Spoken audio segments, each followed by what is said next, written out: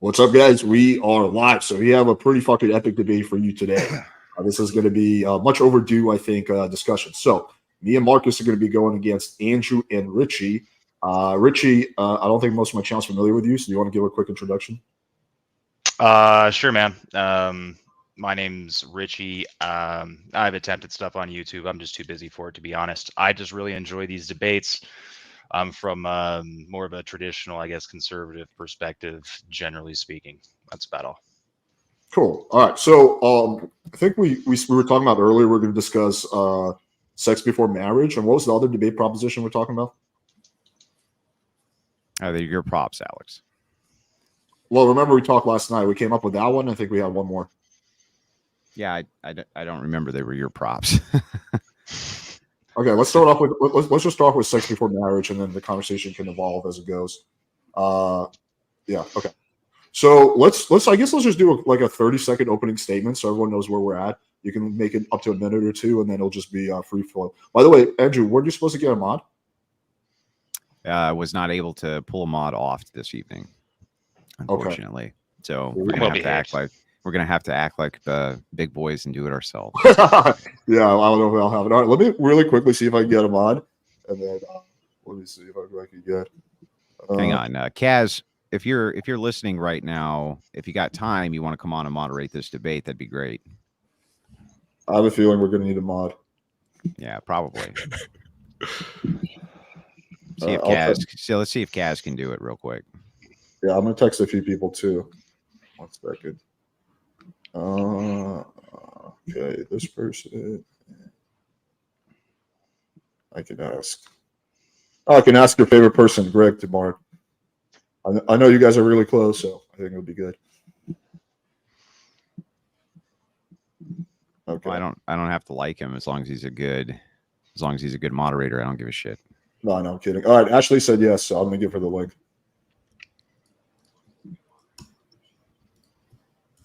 I think we can all agree Ashley will be fair. All right, let me send her the link.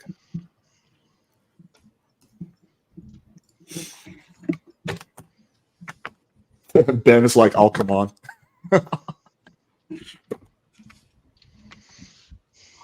All right, Ashley, jump on, and then we'll get started.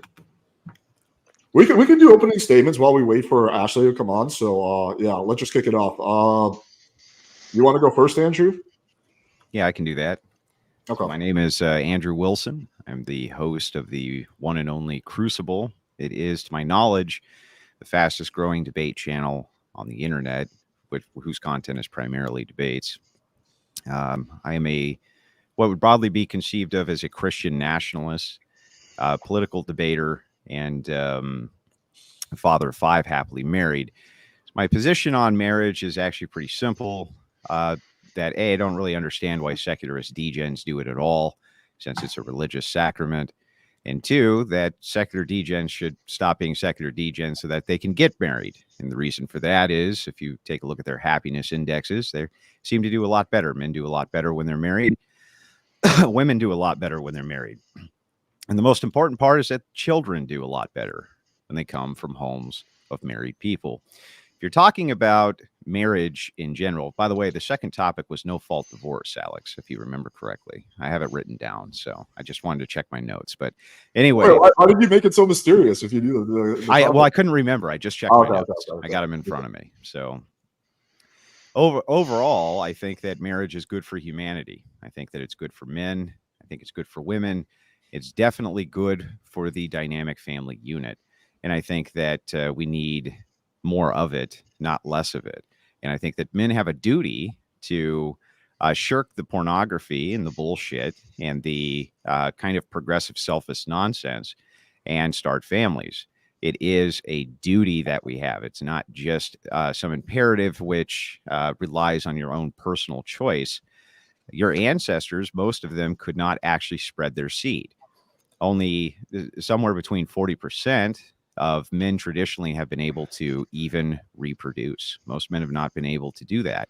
That's why men have almost twice as many female ancestors as they do male ancestors. So now when you have kind of the perfect arrangement which has come up, where you have an almost perfect equilibrium in the population between men and women, you can actually have one wife per man, which, I mean, this is fantastic news for men, but seemingly within the what I call degen pickup artist arena, they seem to really shirk that off and push it away for sexual exploitation and for basically just selfish hedonism. And I think that should stop. And I think that that's not a masculine way to go about life. So the other thing is I want to bring this up kind of in the opening, which is feminism. So I would like to point out my wife for a moment. My wife has almost single-handedly changed the narrative throughout the entirety of YouTube politics and Twitch politics when it comes to feminism. Her research, her books, and her debates have now been adopted by academics globally. And her book seems to have become a must-read for people who are against feminism. When you kind of look at this, you start to understand that the reason she did this was because she had a duty to do so. Her duty was to make sure that her daughters were not set up in the same trap of feminism as so many other men's daughters have been in the last 100 years. I'm always hard on feminists on this channel. I beat the holy tar out of them every single chance that I get, and they deserve every bit of it. But I think that the degens who are throughout the manosphere also deserve to take their licks on this, because in many ways they contribute to the same form of feminism that they're trying supposedly to stop, or that they're trying to push against. And I think that that basically all of them have a share in the modernity of what I call the great fucked up society, which is what we're living in right now. So I'd like to push back on a lot of your ideas about marriage, about a lot of your ideas about sexual exploitation and things like this, which I consider to be quite frankly revolting. So I'm glad that Marcus is here. Marcus, don't take any of this personally. I'm going to be very hard on you tonight, just like I am everybody. But that's just the way I am. And with that, I'll turn it over. Richie, you're up. Yeah, it wasn't quite clear. Like, I got both of those propositions, but so we're just forgive gonna me for not focus on having- the sex before marriage for now, and then we'll move on to the second one later. Okay. Man, now you're fucking me up because I had a whole nother thing. All right, that's all right. Generally speaking, the promiscuity before marriage, even outside of a Christian faith standard, it leads to almost effectively, so long as there are no contract laws in marriage, it leads to almost the same thing as polygamy in other societies. That is to say that a large percentage of the men, or rather a small percentage of the men, are getting the majority of the available sex. And what that leads to is societal dysfunction. You have a large percentage of men, maybe 30% of them, that are totally sexless, have no prospects for marriage, etc. This is one of the reasons that polygamy is effectively banned in most Western society. It's sort of like teetering in Utah. It's like sort of a misdemeanor now because of the Mormons, But by and large, in Western societies, polygamy is banned because of this outcome. When you have a huge percentage of the population of young men with testosterone and angst without an outlet to no prospects whatsoever to obtain sex or women or marriage, they do violent things. They get increasingly desperate. It's totally societally destabilizing. And yeah, I mean, just if we're talking strictly about marriage, I think that's probably the number one point that I'd stick on. Okay. Do you want to go first, Marcus, or do you want me to do it? You go, man. Cool. So, Richie, I pretty much agree with everything you said. We're just going to have disagreements on the prescription. Andrew did a lot of virtue signaling in his speech, but at the end of the day, we can all agree that sex is a key part of marriage. Dead bedrooms are a big cause of divorce. Getting married without having sex is like starting a business partnership without ever meeting that person. It can work out, but the odds are lower. There's many women that you will not be compatible with sexually and otherwise. And if you blindly ignore that and get into a marriage, which is definitely risky for any successful man, then you're just setting yourself up for a higher chance of failure. Cool. Yeah, I agree with Alex. I think you want to do everything you can to make sure you have the right person before you're getting married. I think you need to find out as much as you can about them. I think you should live with them. I think you should have sex with them. I think sex is a very important part of how you're going to interact with another person romantically. And to forego that, I think is a little risky for me. In terms of what Richie was saying, I would argue a little bit here in terms of, I think if you do have a society with a lot of casual sex, opposed to just having a society where everyone is monogamous, I think you're still going to have a percentage of men that are just clueless with women, having bad relationships and bad marriages. So I think actually encouraging people to learn to be in relationships, to learn to have better sex, to learn to interact with their partner in better ways is what's going to help that, as opposed to just say, all right, everyone, you need to partner up. Cool. All right, so we can get into the open panel portion of it. Ashley, we all trust you, so moderate. Step in when you see necessary. I guess I'll start with this, Richie, because you Well, mentioned I'd like to push back if you don't well, I mind. haven't even heard anything yet. Yeah, but you did in your opening statement. You talked about sexual compatibility, and that's Okay. bullshit. So let's start with sexual compatibility, where you start off in this debate saying that you think that that's extremely important, but you negate to express that sexual compatibility with a partner grows over time, regardless of if you've had sex with them before you got married. So when you talk about sexual compatibility, that's something which increases over time anyway. You don't have to go and take the woman's virginity before you marry her in order to have a successful marriage. In fact, the stats say otherwise, don't they, Alex? The stats say that if you marry a virgin, your marriage actually turns out to be pretty good most of the time. So sexual compatibility builds with two people over time. It's not just, oh, well, I must fuck her, because if I don't, there's just no way for me to know that I'll be sexually compatible with a woman. By the way, you're sexually compatible with almost all women. Okay, almost all men are sexually compatible with almost all women. The plumbing is universalized, Alex. Okay, let me respond to everything you said. So there's some half truths in what you're saying. All right, that yes, you can build sexual compatibility over time, but if you're really not sexually compatible, you need a solid foundation to build on. So if a girl is super into like kinky BDSM roleplay and you're super vanilla, you're probably not gonna find a middle ground. There needs to be that compatibility. There needs to be that chemistry. In terms of the second thing you said about divorce, when you actually look into the data, it does seem that for women, having more sexual partners increases her chance of divorce. But for men, having more sexual partners does not change your risk for divorce. Yeah, but it's a good thing that marriage has two people in it, huh, Alex? Men and women. So the stats apply to both of them. And if the stats apply negatively to one, then they apply negatively to both. That's why. Because we're giving advice to men, not to women. Yeah, well, but the advice to men is still going to focus around, if they're married, the same advice you'd give to women, because a marriage takes a man and a woman, last time I checked, Alex. So that's the first thing. And then the second thing, when you're talking about, again, sexual compatibility, this is all porn degen brain coming out of your mouth. Well, what if I'm into kinky shit? Well, if you weren't inundated with pornography being directly beamed into your fucking skull 24 hours a day, likely you would not be into all that BDSM shit. This seems like someone who's never really had good sex thinking that he knows a lot about sex. Oh, gee, that's a great burn. Hey, great burn. Yeah, sounds like somebody who hasn't had a lot of sex. Sweet. Alex, Sweet. The idea Alex, that Alex, stop. Like, there's no such thing as sexual compatibility. I know that you're a degen, so we have to do this. I'll just do it right off the bat. I've had sex almost every day of my life for 16 fucking years straight, including before marriage. Well, in my particular case, yes, I did. But so what? So it doesn't make me a hypocrite to say that I was a recovering drug addict and so then advocate against drugs, Alex. That makes no sense. It's a bad argument. It's a stupid argument. I don't know where you came up with it. Well, it seems like you want your cake and eat it too. So it's like, okay, I want to enjoy myself. Just like the recovering drug addict. I'm gonna fuck all these girls. But now that I'm married, I'm just gonna say other guys shouldn't do it. Okay, but that again, that's the same argument you would use against the recovering drug addict. You'd be like, well, you want your cake and eat it too. You got to go out and have all the fun with the cocaine. How come I can't go have all the fun with the cocaine too? Because the person who was the former cocaine addict says, because it's bad, you fuck. That's why. Well, yeah, drugs have a negative impact on your life physically. So does premarital sex.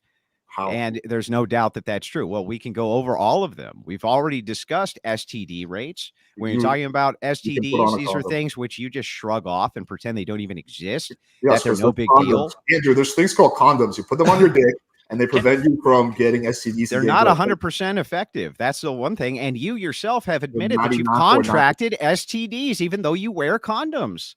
Well, this was before I started wearing condoms. This was when I was like in my mid-20s. Oh, right. Just post that. No, so no guys Yeah, are getting condoms work, bro. yeah, right. No guys are getting any STDs, even though even though they're wearing condoms. Do you think that now, right now, is STDs? It's really Okay. rare that someone puts a condom on properly and then they still get an STD. That's Okay, it's Alex. not as much chance of that as you do by getting hit by a car. Okay, you're Alex. you're gonna drive to work, even though there's a chance a drunk driver can kill you. I'll demonstrate this. You're going to wear a seatbelt to I'll just demonstrate it. You're not going to drink. You're going to take reasonable precautions. But if you're someone who's really paranoid, you could also get an STD test before you have sex. People do I'll that demonstrate it, Alex. If you can right now, would you say that STDs are on the rise or on the decline? I believe they're on the rise. Last time I checked, they're on the rise. And so the thing is, though, is that the amount of training given to children now for how to protect themselves from STD is at an all-time high. So people know what protects them from STDs, and condom use and birth control. All of these things are also used more than they ever have been in history, yet STDs are still increasing. So okay. People know that exercise is more important than ever. We have enough information on that. Yeah, most of the country doesn't exercise. We know bad food isn't good for you. Yet a lot of people eat fast food. And the problem is that most of those guys, they're just not wearing the condoms, right? You can give people all the information in the world, but if you're not going to utilize that information, it's not going to help them, right? You can talk about any kind of epidemic, STDs, drug use, obesity, all of that is on the rise, even though we have more information than ever. I think that's a bit of a symptom of pornography, basically. Like why is it acceptable to have having all these multiple partners? Increasingly, you have young women doing OnlyFans, doing like hyper degraded things because that's what gets them attention. But you had said earlier, it's like I believe Marcus did that. We want to have multiple sexual partners because we want to make sure we're sexually compatible before marriage. But wouldn't that also ultimately tend to lead to more and more depraved sex? No, I don't think so. My sexual preferences have been pretty stable for the last 10 years. I don't escalate in. What do you mean by depraved sex? Yeah. Maybe that's a bad word for you guys because I don't want to do the whole theocratic thing, but more and more deranged thing. Like so naturally, men have this impulse to have sex with women. Men don't naturally have an impulse to have sex with their anuses, for instance, right? But because it's like promoted and you got a girl that's into it, maybe you think that like it just. Oh, well, I don't know, because I this girl loves giving me hickeys on my left eyelid or like whatever it is, right? Like just it needs to have more and more of a sensationalist appeal because your ultimate goal effectively is hedonism. The pleasure that you are obtaining is the goal. Richie, but you would agree that people hundreds of years ago had kinks, right? Or you would disagree with that? Where do you think these kinks come from? Not to the same degree. We know for sure what pornography, Marcus, does to your brain. We know that it desensitizes you just like exposure to violence does. Overt exposure to violence will desensitize you to violent actions the same way that pornography desensitizes you when it comes to being able to sexually orgasm, among other things. And just like all forms of dopamine hits to your brain, you constantly need to graduate higher and higher and higher in order to receive the same amount of dopamine. Men were not reporting sexual dissatisfactions or women at the same exact rates, not even close. Since this data has been being compiled, pornography is definitely a problem. It rewires your brain. We all agree with you. I think we can all agree that watching a shit ton of porn is going to degrade your sex life. I think we all agree with that. I don't think that those that are having premarital sex are watching less or more porn. I don't see the correlation there. You're talking about two separate things. If we can all agree that wait a second. Hang on. I'm sorry, Rich. I don't mean to cut in, but you're good. I just want to know, because your argument, Alex, was indeed that sexual compatibility was that's the most important thing. It's necessary. Marcus says the same thing. I never said it's the most important thing. Okay, you said that sexual compatibility is indeed important. Okay, at least it's important. Okay, so the thing is, man, is if we're looking at that, and your idea, which Alex said, is what if you have a different kink than that chick over there? Well, these kinks and this type of thing, that is probably something which comes from pornography. If you're not exposed, exposed to those things, pre-pornography, how the fuck would you even know that they're a kink of yours? Makes no sense, bro. You're making strawman arguments. No one here is advocating for porn. We agree. I think we would agree that some of that stuff is fueled by pornography. But there's a big difference between watching a shitload of porn and having sex with your partner. They're not the same thing. You're not listening to me. I Now, didn't make Andrew, a can I straw ask you a man question? argument. Do you believe that people had kinks before porn? Of course, but so what? So that's what we're saying. Regardless of porn or not, people are going to have kinks. They're going to have preferences, even if it's not. What about the kinky, even rates, if it's bro? not preferences, right? What about the rates? But that's The not rates a of point. No one's arguing with you against that. It's a little bit of a red herring. Like, let's It's say not a red herring. it is, because we're all agreeing with you that porn is fucking shit up in general. But Okay, but not really, because your sexual compatibility argument is to say you're putting the cart before the horse. You're saying, listen, what if you have all these weird, funky fucking kinks, and most of the time you wouldn't even know that those kinks existed if you didn't have access to the pornography showing you those that's things what I'm to begin disagreeing with. I think if Yeah, we precisely. Like, completely imagine remove like there was porn, like a town if you- harlot in Rome that was like running around licking people's buttholes, and everybody. Well, first of all, they did all some kinds guys of were into it, right? It's like they did all kinds of fucked up shit in Rome and Greece. They were fucking like little Exactly. boys. right. Just as an example, right? Like, I don't know, maybe there's a town harlot or like an oracle told them that whatever. I mean, Right? they were doing. I think they were doing more fucked up shit in like ancient Greece than we do now. But yeah, I understand your I don't point. think that the average person was actually doing mega fucked up shit, because a man's they had sexual like drive. roles that they were made love to. A man's sexual drive is inherent in his biology. It's something that we were gifted and cursed with. Like, that's how we make babies, right? It's what makes us. It's what motivates us to do the right thing. Like, it's in our DNA. Licking buttholes is not. All right. Like, that's something that somebody was like got into and like told other people about. Like, Ashley begs to disagree. Yeah, I don't think you can really prove that there weren't kinks before porn. I agree that, sure, if people are watching a lot of porn, maybe they discover a little bit better what they like. Maybe it accelerates and they need a high level of the extremity of what they're doing. But to suggest that sexual compatibility wasn't an issue before porn, I think is crazy. I think even if you take vanilla people, you will find that they say they have bad sex with another vanilla person. Even if you take kink out of that completely, right? Some people just aren't compatible sexually. Like, I will still stand by that. Kink obviously adds to that, and if you're super kinky, it's going to be harder to find compatibility. But to suggest that everyone is compatible with everyone else, and the only reason they're not is because porn came about, I think is like ridiculous. Well, then, Marcus, why don't you explain to me, if sexual compatibility was such an issue, how come the divorce rates were pretty much non-existent inside of this nation for about 200 years? Religion, social stigma. Yeah, exactly. I think so. I guess sexual. Well, wait. So I guess sexual compatibility was not such a highly important thing in comparison to your religious convictions or duties. But a lot of those people were unhappily married. That's the thing. Exactly. Prove it. Prove that they were unhappily married. You son of a bitch. You have no evidence for that. Prove that they were happily married. It's your assertion. It's your assertion. Happily married. It's your assertion. You have to prove it. In the 60s or 50s, there's an epidemic of a bunch of housewives taking insane amounts of drugs because they're so depressed. No, there wasn't an epidemic of it. That's a lie. There's an epidemic of it now. There is now. Yeah, there sure is. But that's the question. Let Marcus answer the question, please. Thanks. Yeah. So what you're telling me essentially is the only difference between now and I think you said 200 years ago or whenever it was, the only difference is that people are having premarital sex, and that's why everything is fucked up now. Is that what you're trying to say? This is one of those like Kathy moments with Jordan Peterson. And even though I hate that Spurg, you're just trying to rephrase what it was that I was saying. What I'm saying is that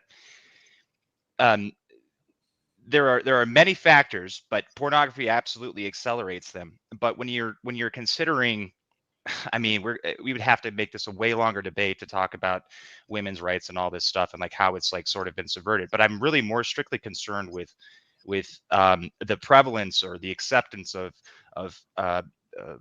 casual flings of sexual intercourse before marriage, the body counts. So for instance, the marriage rates in 1980, according to the U.S. Census Bureau, 60% of women were married at least one time, or they had their first marriage by the time they were 23. In 2015, almost a decade ago, this is before OnlyFans, it was 31 before they were first married. That's not even like children. That's like married, right? This is, if you both agree that marriage is conducive to raising healthy children, we have a lot more going on than just the pornography. this sex before marriage thing is a really big Well, deal. Richie, you're actually agreeing with us. You're saying there's a lot more to it than pornography, and I agree. I would Yeah. pose this hypothetical. Let's say Nobody we take disagreed, but this was let's the say point of contention.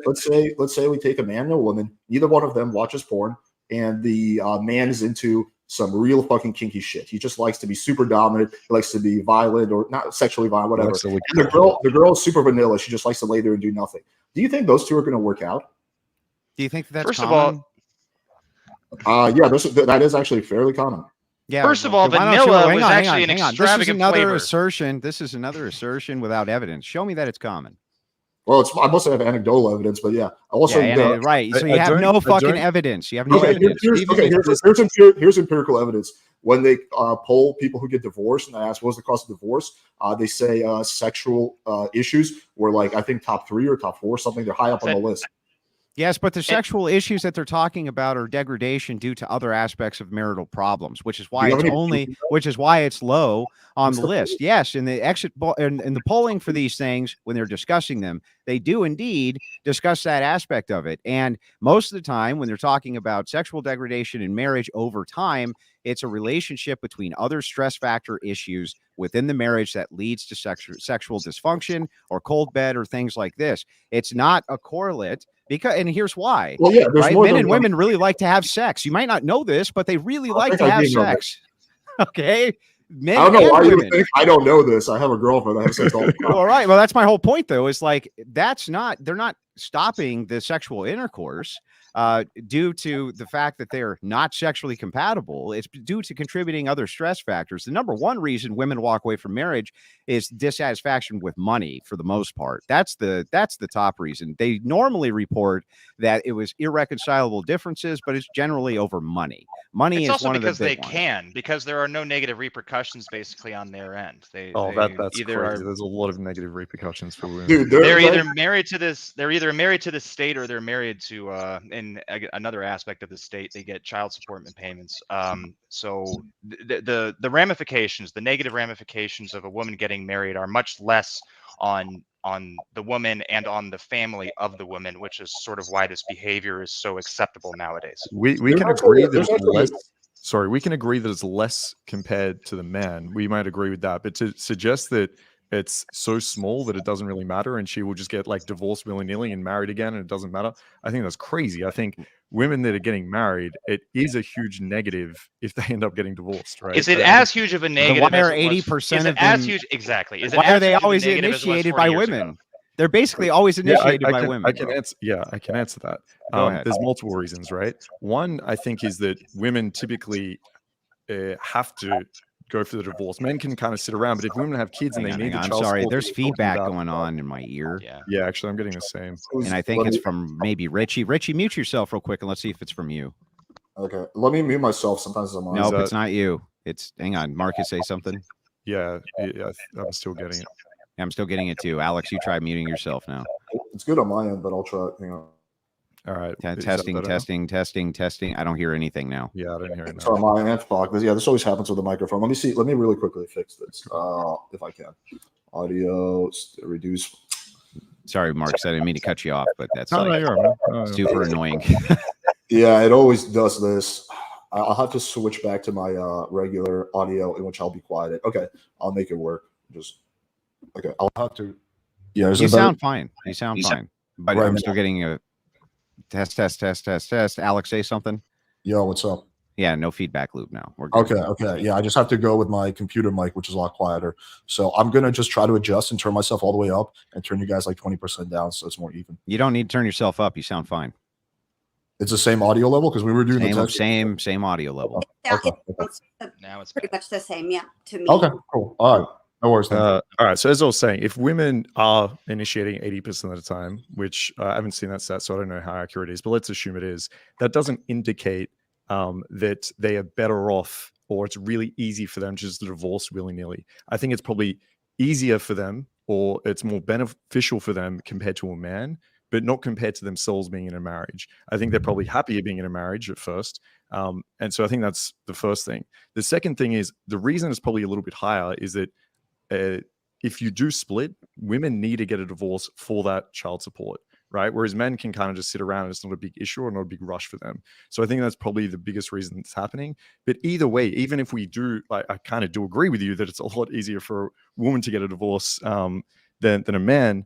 I still don't think there's a huge initiative for women and a huge incentive for them to be like, you know what, I think I'm just going to be happier marrying than divorce next year and marry again and divorce. I think that's crazy to Marcus, You know what a welfare queen is? Marcus, remember what I said when we did our call about the redirecting? Wait a second. So, Alex, debates and conversations evolve. So anyway, back to what Marcus was saying. And by the way, we didn't redirect anything. This is a direct line of inquiry. So Marcus, nobody said, or nobody was even discussing which sex it's easier for to get a divorce. We're discussing whether or not one sex is penalized over the other once a divorce is initiated. In this particular case, it does appear that men are much more heavily penalized than women for the initiation of a divorce. Yeah, I agree. We all agree. Yeah, So how's that? So hang on. So how's that not an incentive for them to get a divorce? Then it's not an incentive. Okay, so if say we have a business agreement, right, between me and Alex from Playing with Fire, right, and maybe if I end that agreement, he will lose $2 million and I will lose $10 million, right? It's going to be much worse for me. But at the end of the day, Alex doesn't want to lose $2 million either. So he's not going to do that. He's not going to break up from that agreement, essentially. So even though I'm much more, even does that make sense? What if the business? No, it doesn't make any sense. I want to redirect back to what. Well, that's nice that you want to redirect back. We're having a conversation. We're talking about I want to ask. No, I'm talking to Marcus about this. Wait, hang on. We're talking about premarital sex. Richie You're not the moderator, dude. Richie had a point. No, but we initially said we were going to talk about premarital sex. Richie in Marcus's right. Okay, but in Marcus's hypothetical, what if the relationship was more something like this?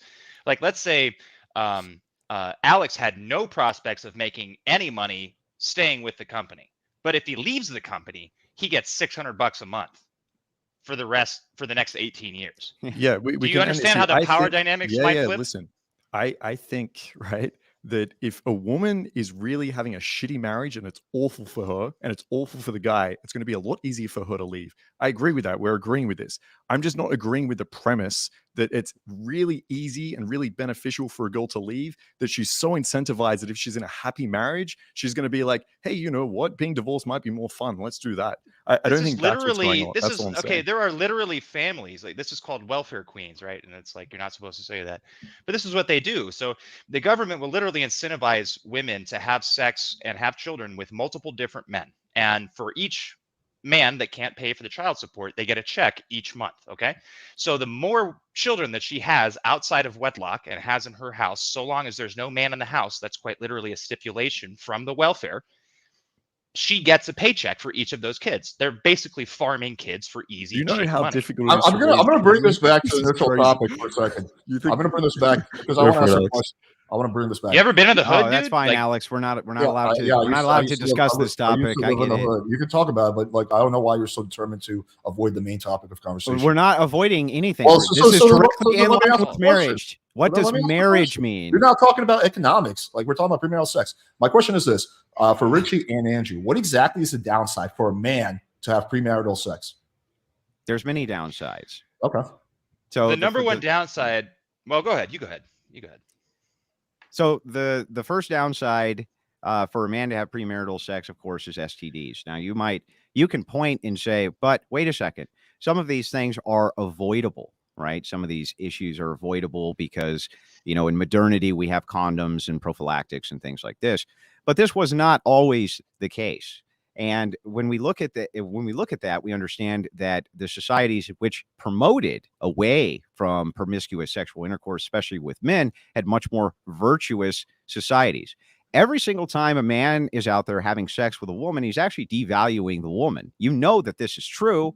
Both of you, and I went and checked Marcus's work out too, claim that the more sexual partners a woman has, the more devalued that woman is in the marketplace to men.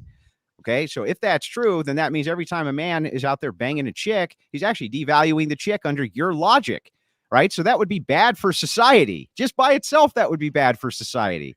So push you back have a on that. duty. You have a duty let to me greater respond to society. let me respond to the first point. So when they actually did studies on this, they looked at STD rates between single men and married men. They found them to be basically the same. And the reason for this is because married people are having sex without condoms, right, with their wife, generally speaking. And if their partner cheats on them, right, then the chance of them getting STD is much higher. Versus typically single men are more likely to wear condoms. So the STD rates is the same for married and single men. So your first point is mute. Now It's the not second true. point, Show me the data. Pull it over. do you want to see the study? Yeah, especially like to considering see I that. have a counter study from Healthline, where Healthline talks specifically about Well, what are let called Alex pleasure. Let Alex finish this point. We can pull the studies up. I want to stay on this point. I'll pull up the study while Marcus can go back and forth on this. Give me like 2 minutes. I'll pull it up. Yeah, sure. I would say, given your point of devaluing women by having sex with them, right?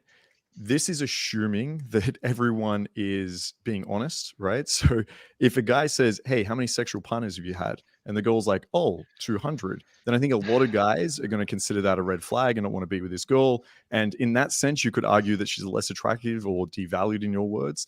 But the truth of the situation is that if a guy says, how many people have you slept with? And the girl is going to think that the guy is going to judge her for that, then they're simply going to lie about it, right? They're going to say, oh, 3, 4, like whatever a low number they think the guy will like. So, So you're basically What just about devaluing reputation? the data. This is the only Right, and but, this is the but only, what about two things? First, let's talk about reputation, which you do accrue reputation through promiscuity. There's no doubt that that's true. Women always accrue negative reputation through promiscuity. They're known as sluts, skanks, et cetera, et cetera, et cetera. Not only that, Logan though, Paul's let's move on to the fiance. second point, which is this doesn't actually let's- address whether or not it devalues the woman, the more sexual partners that she has, which you are now making the argument that it does. No, he's not. No, He is. of If he course not at says, all. if he So says let it's me a ask you red this, lie flag, about it. Let me ask you this. If there's a girl that goes around, hooks up with every guy at the club, by hooks up, I mean kiss, but she doesn't have sex with any of them, right? She makes out with everyone at college. She has her tits out half the time, but guess what? She doesn't have sex with anyone, right? But then there's one girl that doesn't do any of that, sleeps with 2 guys. Who do you think is viewed more negatively in this situation? okay, so I want to make sure I repeat the question back so I don't get it wrong. You're asking if a chick is promiscuous, if she acts in a promiscuous way, do you think that she's going to gain the reputation of being a promiscuous woman? Is that essentially the question? I'm saying, what would you consider more devaluing for the woman?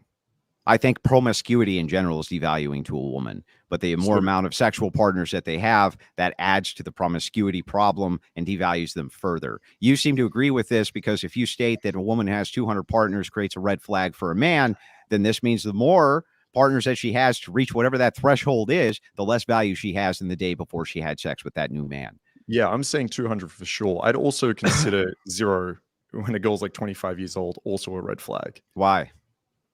Because if this girl hasn't had sex, then I'd be questioning whether, once again, she's any good at it, whether I'm going to be compatible with it. And if it's not for a religious reason, I'd also So be the red questioning flag why is your this girl wasn't hedonism? able to.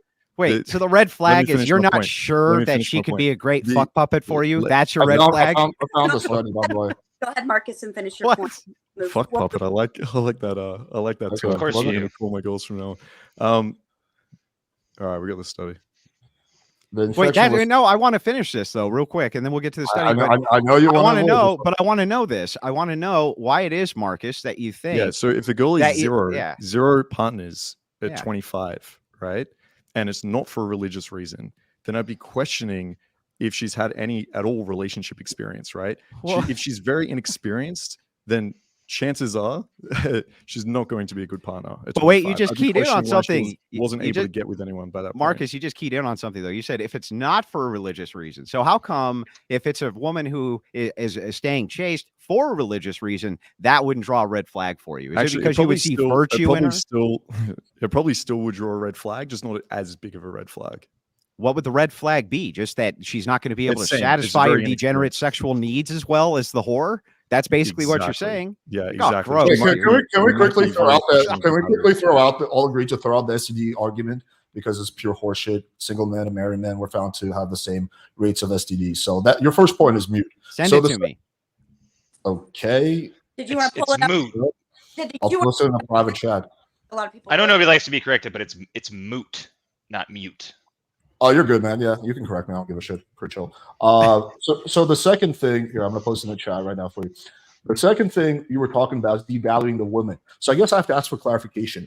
Do you mean when you say devaluing the woman? What do you mean exactly? You mean her social reputation? What do you mean?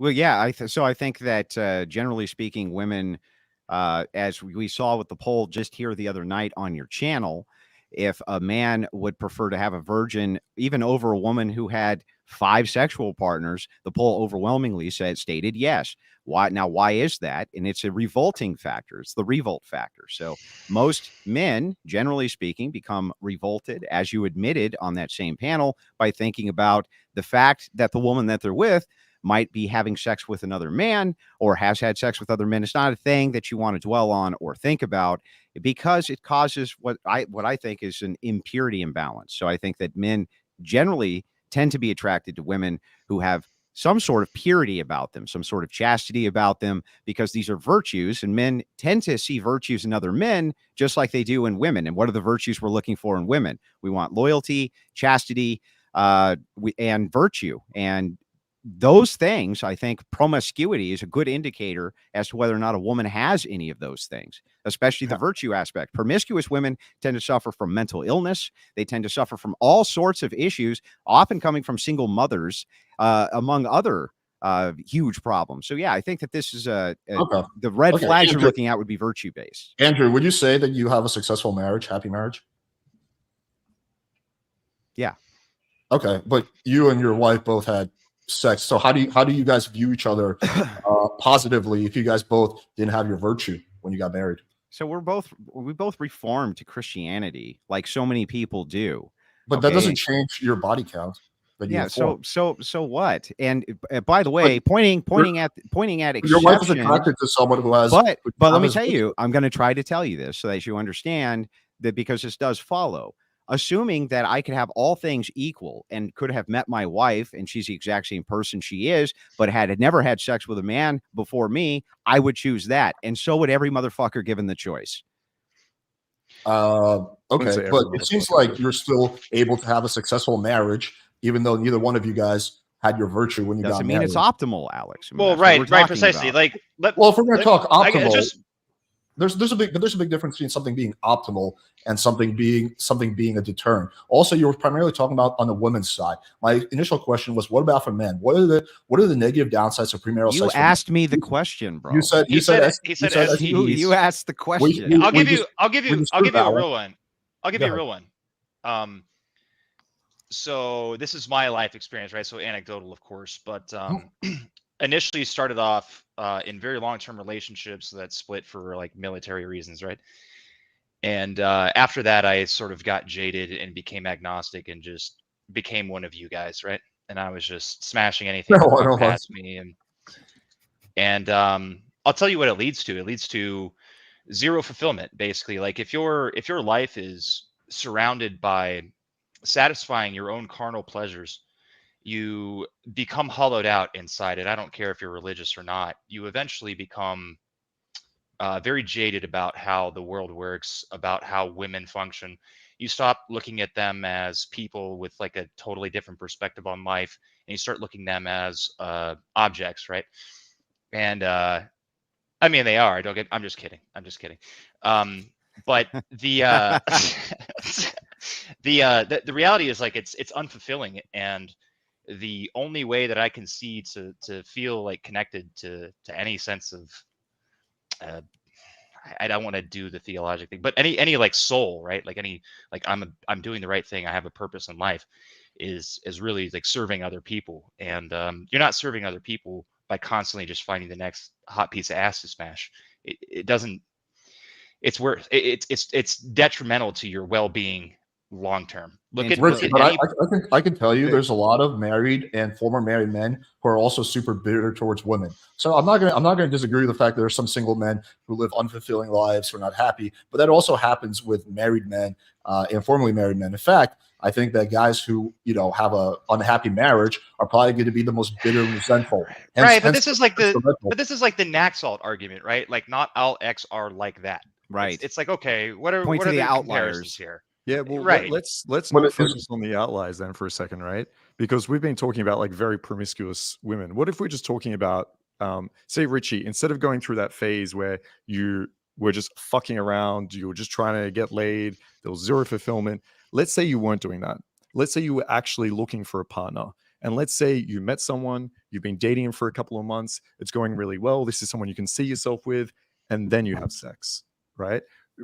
My argument there would be, that's not that bad. You find out if you're compatible or not. If it doesn't work out, then it's fine. Like, there's a big difference between someone being like super promiscuous, a girl sleeping with like 200 people, as opposed to a girl actually just looking to find a partner in a 6-month relationship and then having Sure, sure, but we're not arguing about like what's possible. We're arguing about what's preferable. And optimal.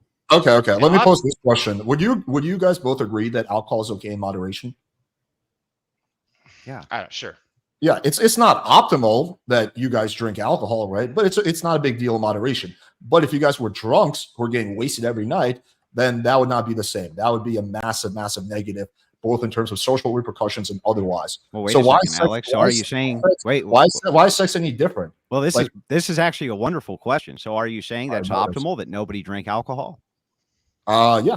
Okay, well then you've just made our argument for us. Well, and that's the I'd debate. actually just You just made our argument for us. How bro. did I make your argument for you? Because we were just getting done telling you we're talking about what's optimal, especially inside of marriage. And so when you're talking about promiscuity, especially on the promiscuous end, you're saying, hey, wait a second, right? If promiscuity done in moderation, that's not a huge problem. But is it optimal that there's no promiscuity? Under your logic, No, what you just said with completely alcohol, that would be You optimal. completely misinterpreted what I said. I was trying Oh, to I draw. did. I was trying to draw attention to the fact that things can be okay in moderation and not have any deterrents, but when overdone are bad. You Andrew constantly choose to indulge in alcohol, which is fine, right? But but then you're also virtue signaling, saying like, "Oh, premarital sex is so bad. You got to be optimal," but you choose to live your life in a very non-optimal way. And I would say alcohol is much worse for you than premarital sex. Even if Look, I this- had, you would if have- I had a house filled to the brim with wall-to-wall prostitutes and one was hanging from the ceiling right now, that would have no bearing on whether or not my arguments were true or not, Alex. Hold on, I if kinda you're- think it if would. you're- Wait, no, I wait, think it would. I kind of think it Wait, would. Here's the wait, thing. if you're a You don't hypocrite take and you don't diet- believe- you don't take Guys, you don't take diet advice from fat people, right? Richie. Okay, Alex, so just to clarify, when you made the comment about things being good or bad versus like in reference to moderation, right? You weren't referring to sex in itself and that you think in moderation it's good or bad. You were just trying to attack one of Andrew's arguments Yes. from Yes. his point of view. So you're not conceding that point of view. Yeah, but I rolled it back. I So he think did, and he Andrew, did I think concede. Andrew knew that, but he thought he could get a dunk on me. But yeah, I did, because I was under not your saying that. logic, if My, we're my, my, talking core, about- my core argument is that premarital sex in moderation is a good thing. Oh, okay. So then But- alcohol, so drinking What's the- alcohol in moderation is a good thing.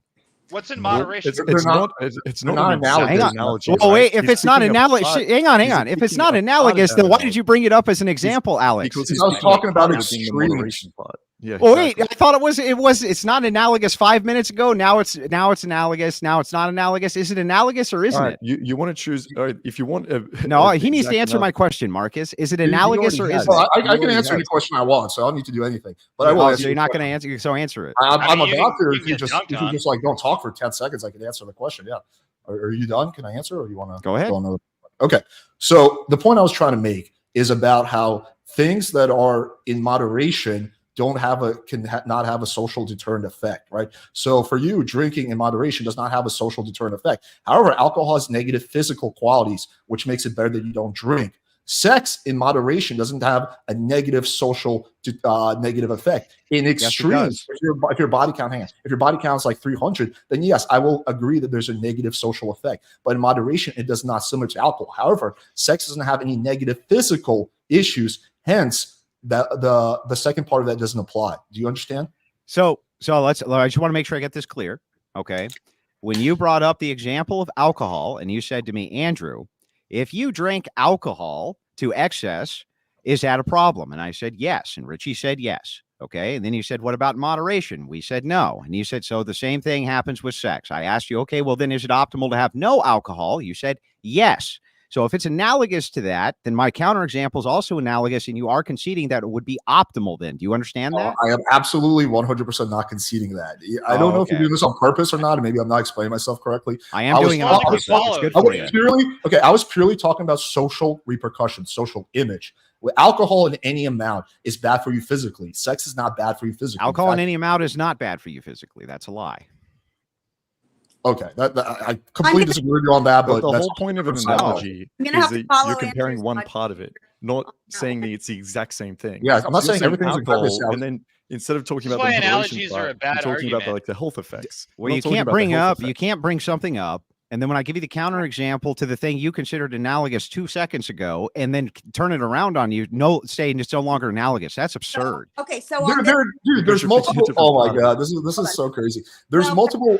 On this point, though, that's why I want a clarification from you, Alex, and then Andrew clarified. I will say that I kind of agree with Andrew on this one from a moderating standpoint. Like, you did bring up an example, he did counter that example right back, and that's the way that's fine. But again, I'm talking only about social repercussions in that. Maybe I should have specified that. But yeah, I'm talking about social repercussions. The difference between alcohol and sex, once again, is one of them has a physical negative effect and one of them doesn't, which is why it's different for alcohol, unless you're Andrew who doesn't think alcohol is bad for you. Alcohol does in any amount is not optimal, versus sex is different because there's no negative physical side effects. In fact, it is a good form of cardio, so you can make an argument that's positive. So that is the difference for like the 25th time. So then are we going to state then that actually using alcohol as a comparative to promiscuity is not analogous, so we can just move on from the point? In terms of social analogy works, right? Like in terms of socially, it is. In terms of the rest, in terms of socially, it is. Yeah. So if I'm using it as a social example, then, which is what you're using it as, and we're talking about the social repercussions of what is optimal, and you say zero alcohol is optimal, why wouldn't you apply that to promiscuity, Alex? Because I've explained to you like 20 million times. Because one of them has a physical downside and the other one doesn't. Alex, do you not understand? Let me try to explain this very simply. Okay. When it comes to certain things, small words. There can be. I will do my best. There can be physical and social negative outcomes that follow. Right. With alcohol, in moderation, there is not a negative social effect that follows, right? But there's still a negative physical effect. In extreme, there's a negative social and physical effect. With sex, in extremes, there's a negative social effect. In moderation, there's no negative social effect, but sex does not have a negative physical effect. Hence why you cannot make the point that just because I say that no alcohol is optimal, no sex is optimal, because one of them is physically bad for you. One of them is not. Is that not clicking? Okay, so what your overall argument is, let me make sure I repeat it back to you. Please you're do. saying that when you're talking about alcohol, if you use alcohol in moderation, right, that there is still some physical downside to it, but there's just not any physical downside to having sex in moderation. Is that correct? Yes. Yeah, there is, but there's pregnancy that can be a downside. Even having sex just one time can lead to that. There's STDs. Oh, we already stop. I just let you give your entire argument. STDs, but you're just going to repeat yourself. Alex, you didn't disprove my point. Even if I conceded to you on the STDs, it wouldn't disprove my point right now. So listen very closely. Listen. Yes, I can. Listen very closely to what I'm. How would you use it? Bro, I just let you talk. Are you going to let me respond or not? Well, yeah, just don't use things that we already disproved. Go ahead. Okay, you haven't disproven this. Okay, even if I conceded on the STD front, it would not disprove this. So the short-term ramifications of sex, there are potential physical downsides that only needs to be proven true once. That's it. So, and if you concede that it's true even once, then you would have to concede on this point, Alex. Listen, there are consequences for almost everything we do in life. Right? That's right. Every I agree. medication you take is going to have a possible negative effect. Doesn't mean you shouldn't do it. Doesn't mean it's not good for you. Then he's a hypocrite. I think the argument here is the guy less premarital sex, and then it's talking about anti-premarital sex. Okay, what is the risk? You just said that there's zero physical ramifications for having sex. That makes that's insane. Fucking insane. Yeah, if you have a safe sex, in moderation, there's nothing. Okay, so now it's a different argument. So the thing is again, when you're talking about this. Yeah, see, And this even is then, nuts. what? Like, we're using birth control or we're using Okay. condoms? Well, Like, those yeah, aren't I've been 100%. saying So this for even like an one hour. time, there's still a Condoms, physical, guys, like, condoms. You Right. put it So, on your dick. I- It guys, prevents the jizz from going to the girl. She doesn't Mark- get pregnant. You don't get STDs. partner- They're very simple. do you have doesn't a prevent her pubis rubbing against yours if she has open herpes sores, does it? okay? Marcus is Alex's partner. Marcus wanted to elaborate on Alex's point. I think that's fair. Go ahead, Marcus, and then Richie, you can rebut. Yeah, I think when we say there's no negative effects, when Alex was saying that, I think what Alex is trying to say is, in the grand scheme of things, in terms of risk or reward, there really isn't that many negative effects for someone having premarital sex. Now, yes, you can make the argument if someone's like isn't using a condom and fucks a girl and does that repeatedly and gets her pregnant, that might be negative for him, sure. But I think what we're saying is most guys, if they're just responsible, they do this in a safe way, then the risk is so low that I don't see it as a strong negative not to do it. And you mentioned like open herpes, right? HSV1 is like 90% prevalent already, and that's amongst kids not having That's bad. sex, That's right? not good. And by the way, you can get HSV without having sex, without Yeah, having most can. people are born with sex at it. all. Yeah, you So can. to say that the reason not to have sex is because of risk of HSV 1 or 2, again, I said don't that. think. We didn't say that. It's straw man. Well, okay, well, what were you saying then? So, okay. So first of all, let me correct this because I must be looking at completely different numbers than you, Alex, because what I see is I said it, sorry. 3.5% STD rate married and a 20% STD rate single. That's what I see. That in a second, but Richie, you did specifically bring up herpes, Mark. How many What different about things? that? What clarify what you brought up? No, it's fine. It's what I'm saying is that if you wear a condom, it doesn't prevent you from getting herpes. And you're saying, oh well, like so. Here's the problem that you guys have. Kissing can get you herpes. though, that's my point. You're operating from this like this science framework, right? So it's like every problem that science. Like I'll give you for instance. Do you think that marrying your cousin is a good idea? And I know this is out of left field. I'll bring it right back. I promise. Do you think that marrying your cousin is a good idea? Depends on if your cousin is hot or not, but generally no. What? Is that a serious answer? No, obviously I'm kidding. No, it's not a good idea to marry your cousin. How about you, Marcus? Do you think marrying your cousin is a good idea? Probably not. Even having sex, right? Probably a bad idea. But even I mean, the but- reason you shouldn't marry your cousin and the reason we don't encourage it is because it increases the risk of defects for the kids, right? So yes, but what if we could negate all of those defects by say using science like birth control or condoms? Is it now okay to fuck your cousin? Are you asking me or Marcus? Marcus, Both of you. I'd have to think about this honestly, right? you'd have to But think about. You whether have or to not it think would be about okay. whether or not it's would. okay to fuck your cousin. If you could create a world, right, where hypothetically there were no risks, there was nothing wrong with fucking your cousin, there were no birth defects, anything like that. If that world existed, then I'm sure we would all change our opinions on that. What about your I'm sure mom? if we Could you looked- fuck I'm your sure- mom, bro? I'm Could sure you if we fuck your looked at- mom? I'm sure if we looked at animals, right, that fuck their cousins, we don't think it's weird or wrong or anything like that. I think if we did live in a world where there was zero consequences for that whatsoever, the reason we think What it's about your bad mom, is- Marcus? The reason Can you we do think it? Cousin. Wait, listen, hang on. The If you reason, protective sex with your mom, Marcus, would that be okay? hang on. If No, I there's would no not have- there's I no would not have defect. protective Hang on, sex hang with on. my mom. What I'm saying People- is, if we lived in a world where there was no negative effect whatsoever, then our views on sex would change. 100%. We have that world have- right. If you bro. look in the Middle East, a lot of people actually set up marriages with their cousins. It's actually very common and legal, India, right? China. So- Yeah, and So bad. I But would but say- Pakistan. I would say Bad I'm effects. against. I would say I'm against that because of the risk of the defects to the kids. But my point is, in a different culture, in a different world, in a different environment, our views on what is right and wrong is going to change depending on that. okay, Now, of so course, if you Marcus, say, would What you are fuck your mum, views? We're all going to have this visceral Well, response. he already No outlined way. his view is he's My not point pro is marrying that- your cousin. But yeah, like loyal. Yeah, but what about fucking your British, mom? French, what about loyal- fucking your mom? Yeah. You What guys are about that? obsessed with We're fucking my both mom. going to say no to that. Why? Yeah, exactly. Why? Personally, of because the I find the risk. idea revolting. Yeah. Oh, number it's one, because that, it and the risk because of the it's child. so if it's revolting, that should be a policy prescription for people. That's the thing you advocate against is whether or not it's revolting. It's like, should I be able to discriminate against homosexuals because no, I find it you revolting? you asked, would we? Andrew, fuck why our do you mom? think it's wrong to Because you're fuck your very mom? interested in it, and we said it's I revolting. want to hear we- your answer on this. Because I have biblical grounding from God, which states that it's You- emphatically wrong to you have need sex God. with Wait, your you- mom. Do you need God to Dude, tell you not to Rodney. fuck your mom? Do I Like, this is- need God? Do I need to have grounding for an argument? Yes, I have to have grounding for an you cannot argument. figure this You out can't on your even own. say whether or not You- we should be able to fuck our cousins. So can you fuck We your said second it cousin? very Richie? clearly. Okay. Yeah, wait. You literally need Richie, religion can you to suck- figure can out you that you fuck should, your should second not cousin? fuck your mom. No, do I need to have grounding for an argument? Yes, I do, Alex. Isn't that insane? Okay, But back would to you Marcus, guys- I am You wondering. guys fuck your you don't need second religion cousin. to know not to fuck your mom. You guys are just spurgy. Wait, Won't even so let us Andrew, follow so- up on the question. No, let us Andrew, follow up wait, on our wait, question. wait. Stop, Wait, shut up, Alex. We're not done no, following up hang on our before- question. Before you got Alex, Matt, stop before trying to you- bulldoze before- me. It's not going to work. before you got- Alex, it's not going to work. before We're you not done with our discovered inquiry. religion, We're not done with our before you inquiry, discovered- Alex. hang on, Stop hang on. trying to bulldoze, You Alex. just Stop keep asking spurging, Alex. questions nonstop.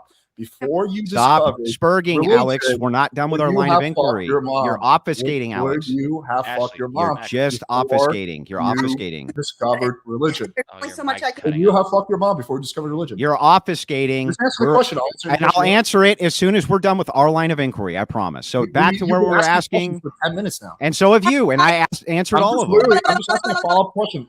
All right, Richie had a question about fucking cousins. I get it. It's very important. Marcus started to answer it. In a perfect world where we couldn't get our cousins pregnant and have defected babies, then maybe we would all feel differently. Now, Richie, you said you would bring it back. You promised you would. Bring it back, baby. Let's go. That's literally what I was bringing you back to.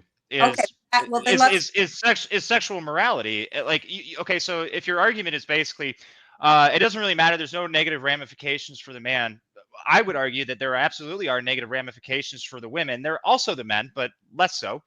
If we're making these women less valuable, like there is a good person undertone, like whatever you can think, like, oh, there's live free, all this shit, and it's like, okay, well, how far do you really take that? If you can fuck your cousin and not get her pregnant, can you fuck your cousin? You said, oh, well, maybe in Pakistan it's a good idea. Well, that's a fucking obviously terrible idea, but that's literally what Marcus said. In different parts of the world, that's fucking your not, cousin. that's not exactly what I said. What I That- said is all our views might change on what is moral or immoral, what is correct, what is incorrect. If we lived in a completely different world where there was no consequence of fucking your cousin, because that's probably where it came from, is defective children. Because a lot of people were fucking their family in the past, It actually right? came from the Catholic Egypt. Church. So Well- I think that is probably the reason, definitely for me, that I would encourage people not to fuck their family, right? Okay, Defective children. so that doesn't follow, Marcus, and Can here's I why. get a question in? or Here's is why this that crazy? doesn't. Here's why that doesn't follow. I just want to finish this up, and then you can ask me whatever you want, Alex. Okay, go Okay. ahead. So, Marcus, if that's true, if all you're worried about is the negative ramifications, then if you had a mom who was completely sterile and was tested to have no STDs, so she could not breed, what would be your justification or problem with her son having sexual intercourse with her, Marcus? Because that is the world that you're envisioning right now, where you say that, hey, No, if I'm not- these I'm not things, envisioning hang a on, hang world. on, if these things weren't present, if these issues weren't present, and in that case they're not present, why would that be problematic from your No, I'm worldview? not envisioning a world where one parent couldn't, right? I'm not envisioning a world where, okay, right now we live in the exact same place, but hey, guess what, Andrew? Your mom can't have a baby, so go fuck her, right? I'm saying our moral decisions come from this world that we live in. So we lived in a completely different world where we'd fuck people by slapping hands like this, and that you could fuck family without any You're not answering consequences, my and you question, have like Marcus. 4 years, then maybe we'd think differently. What's the problem with it from your worldview? I think you should have a whole standard set, whether one individual can or cannot have sex or not. You have a complete prescription for you don't fuck your family because there's risk of having We've taken the a risk child. off the table. Ashley, can I get a For question one in? person, not for everyone can you else. just Well, ask why a can't we question? finish? Why can't we finish our exchange and then you can get the I just question? in? answered it. For one This is person, Okay, directly for related. so everyone else. why, so why is it those risks are off the table? That's Okay. okay. So that's why we say, right? Drugs, a lot of drugs are illegal. Yeah. So in Australia, you can't smoke weed. Now in America, you can. If I'm in Australia and I'm like, look, I'm responsible with my weed, right? I can smoke weed. There's no negative ramifications to me. I live a happy life. Weed actually helps me a little bit, right? That doesn't mean that I can do it. And that doesn't mean that I would say that I'm allowed to do it. So Yeah, in that the does- same that still sense doesn't- that if there's, All right. This still does not answer the question, Marcus. Okay. I just answered the Maybe, question. maybe Alex can clarify. Yeah, first. I have a question that's very related to this. Andrew, before you discovered religion, you would have been open to fucking your mom? I've always been religious. Didn't you say that you were kind of you fucked a bunch of girls and then you kind of reconnected with God? Yeah, but even then, inside the framework of the religion that I had within Protestantism, they said no. No, no, no. That was Okay, not so do you think- appropriate. So, Andrew, do you think if you didn't have religion, you would have been open to fucking your mom? Well, I think that there's also a secondary factor here, which is that there is a natural repellent inside of people when it comes to Which family is sex. exactly what I said. But hang on. Even if such a exactly what I thing, said. but even if such a thing does exist, that has nothing to do with the moral justification, Alex. You're not sure if it exists. Like you're like maybe it does, maybe it doesn't. Really? For in some people it does, and in some it doesn't. There's another. It doesn't What exist in percentage Chris for chat. what percentage of people do you well, think I'll it explain. I'll explain. There's another phenomenon which was coined. I'm trying to think of what the name is, but it's when mothers and sons have been departed, especially since birth. I think it's called like sudden something attraction. I don't remember what the exact terminology was, but it's like sudden or SFD or something like this, sudden family attraction. And it's for family members who have been displaced for X amount of time. And once they meet up again, there's like insane sexual attraction, which happens. Now, this is rare. It's not something that's a common occurrence, but there are, of course, exceptions within the framework of those rules. So if this is true, and there are exceptions within the biological nature of people to create exceptions from the revolting nature that people generally feel towards family sex, then we still need to have moral justifications for these or why this thing is bad, which is what me and Richie are trying to get to the heart of. Do you think what percentage of people do you think are repulsed by fucking their idea of fucking their mom? Just Probably give me a ballpark. most. Probably most. Like 99.9? I don't know if it's that high, but I would say most, an overwhelming majority. The vast majority of people, right? So Mhm. you just literally proved my earlier point, which is what I was saying. You might have an additional reason not to fuck your mom, which is that your Bible tells you not to do it. But most people are repulsed by the idea, and Yeah, that's but enough that's- motivation. but That's enough motivation for them not to fuck their mom. So you Okay, want a but society fucking just your based, cousin. hang on. You want a society just based around the social ramifications of what people find revolting, Alex? I think that fucking your mom is generally not a good idea because most people, I think, we're hardwired to find it revolting. Yeah. Unless you're Generally Okay. not a good idea. Okay, so but is it immoral to do? What moral framework are you operating? Are you asking Any moral frame? I don't care. Whatever moral framework you want is, if, from your perspective, is Yeah, it immoral to fuck your mom? Not whether or not you find it revolting. Yeah, I would say it's immoral as well. Why? We're just gonna go down the tree of like why deontology. Okay, why? Because that's the set of beliefs I have, and I know where you're gonna go with this. You're gonna ask me why. Oh, I have a religious framework. You don't have anything. But at the end of the day, this is a pointless argument because we can all agree that most people find the idea of fucking their moms. It's not pointless in that you can see things that are happening today that 10 years ago would have fucking disgusted people, and now you have the majority of people sort of supporting it, or Like at the least trans more movement, for instance. Wait, That's a like good cutting example. little kids' dicks off is now popular. Like that's a Well, okay, that's a hang on. hipster First thing of to all, do. it's not popular. People aren't cutting off their dicks because it's popular. It's a premium talking point for left wing giant politicians like everywhere. I'm just saying, disgusting shit has erupted out of nowhere. And Richie, what percentage of people do you think want to cut their dicks off?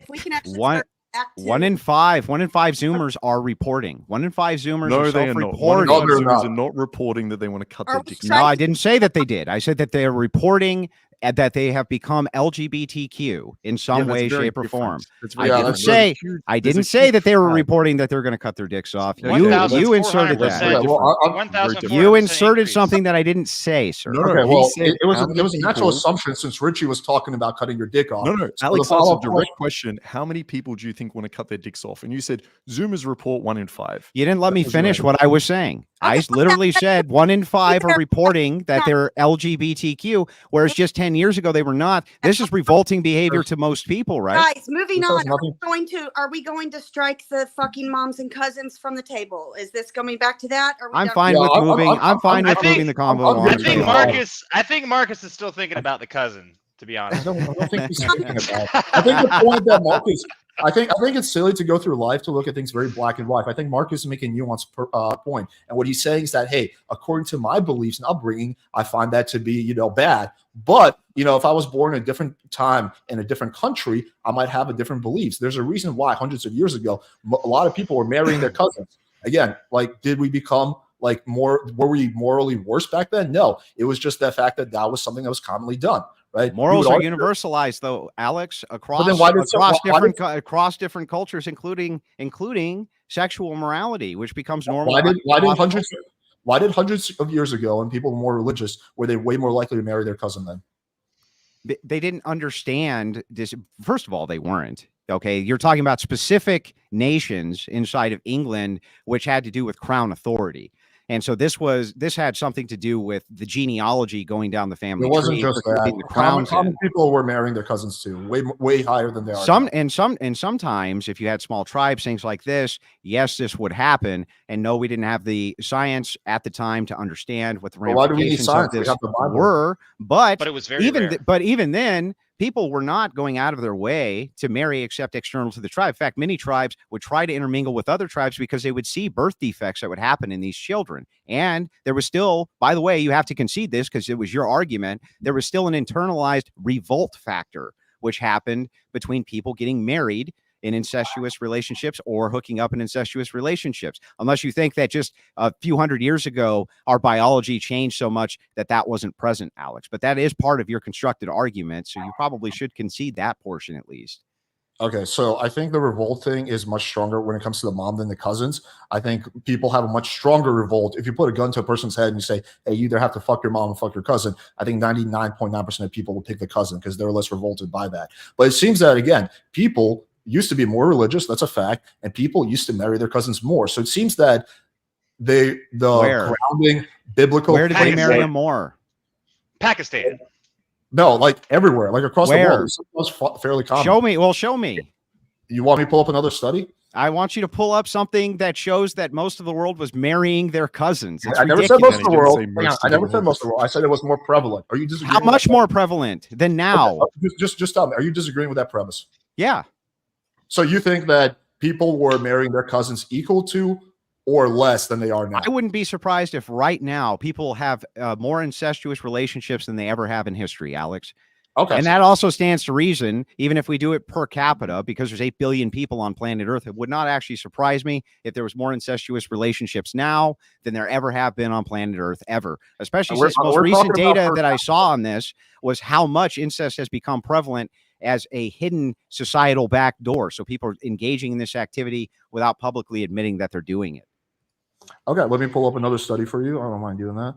This is based on genealogy in Pakistan. It's something like 85% of households are engaging in some sort of incest with their cousins today. And yes. the population of Pakistan has exploded thanks to basically the modern world that the West has sort of provided. These like new technologies, populations can explode, and if the rates are staying the same, then absolutely there it stands to reason that there's more incest transpiring inter-cousin. Well, I'm not talking about total.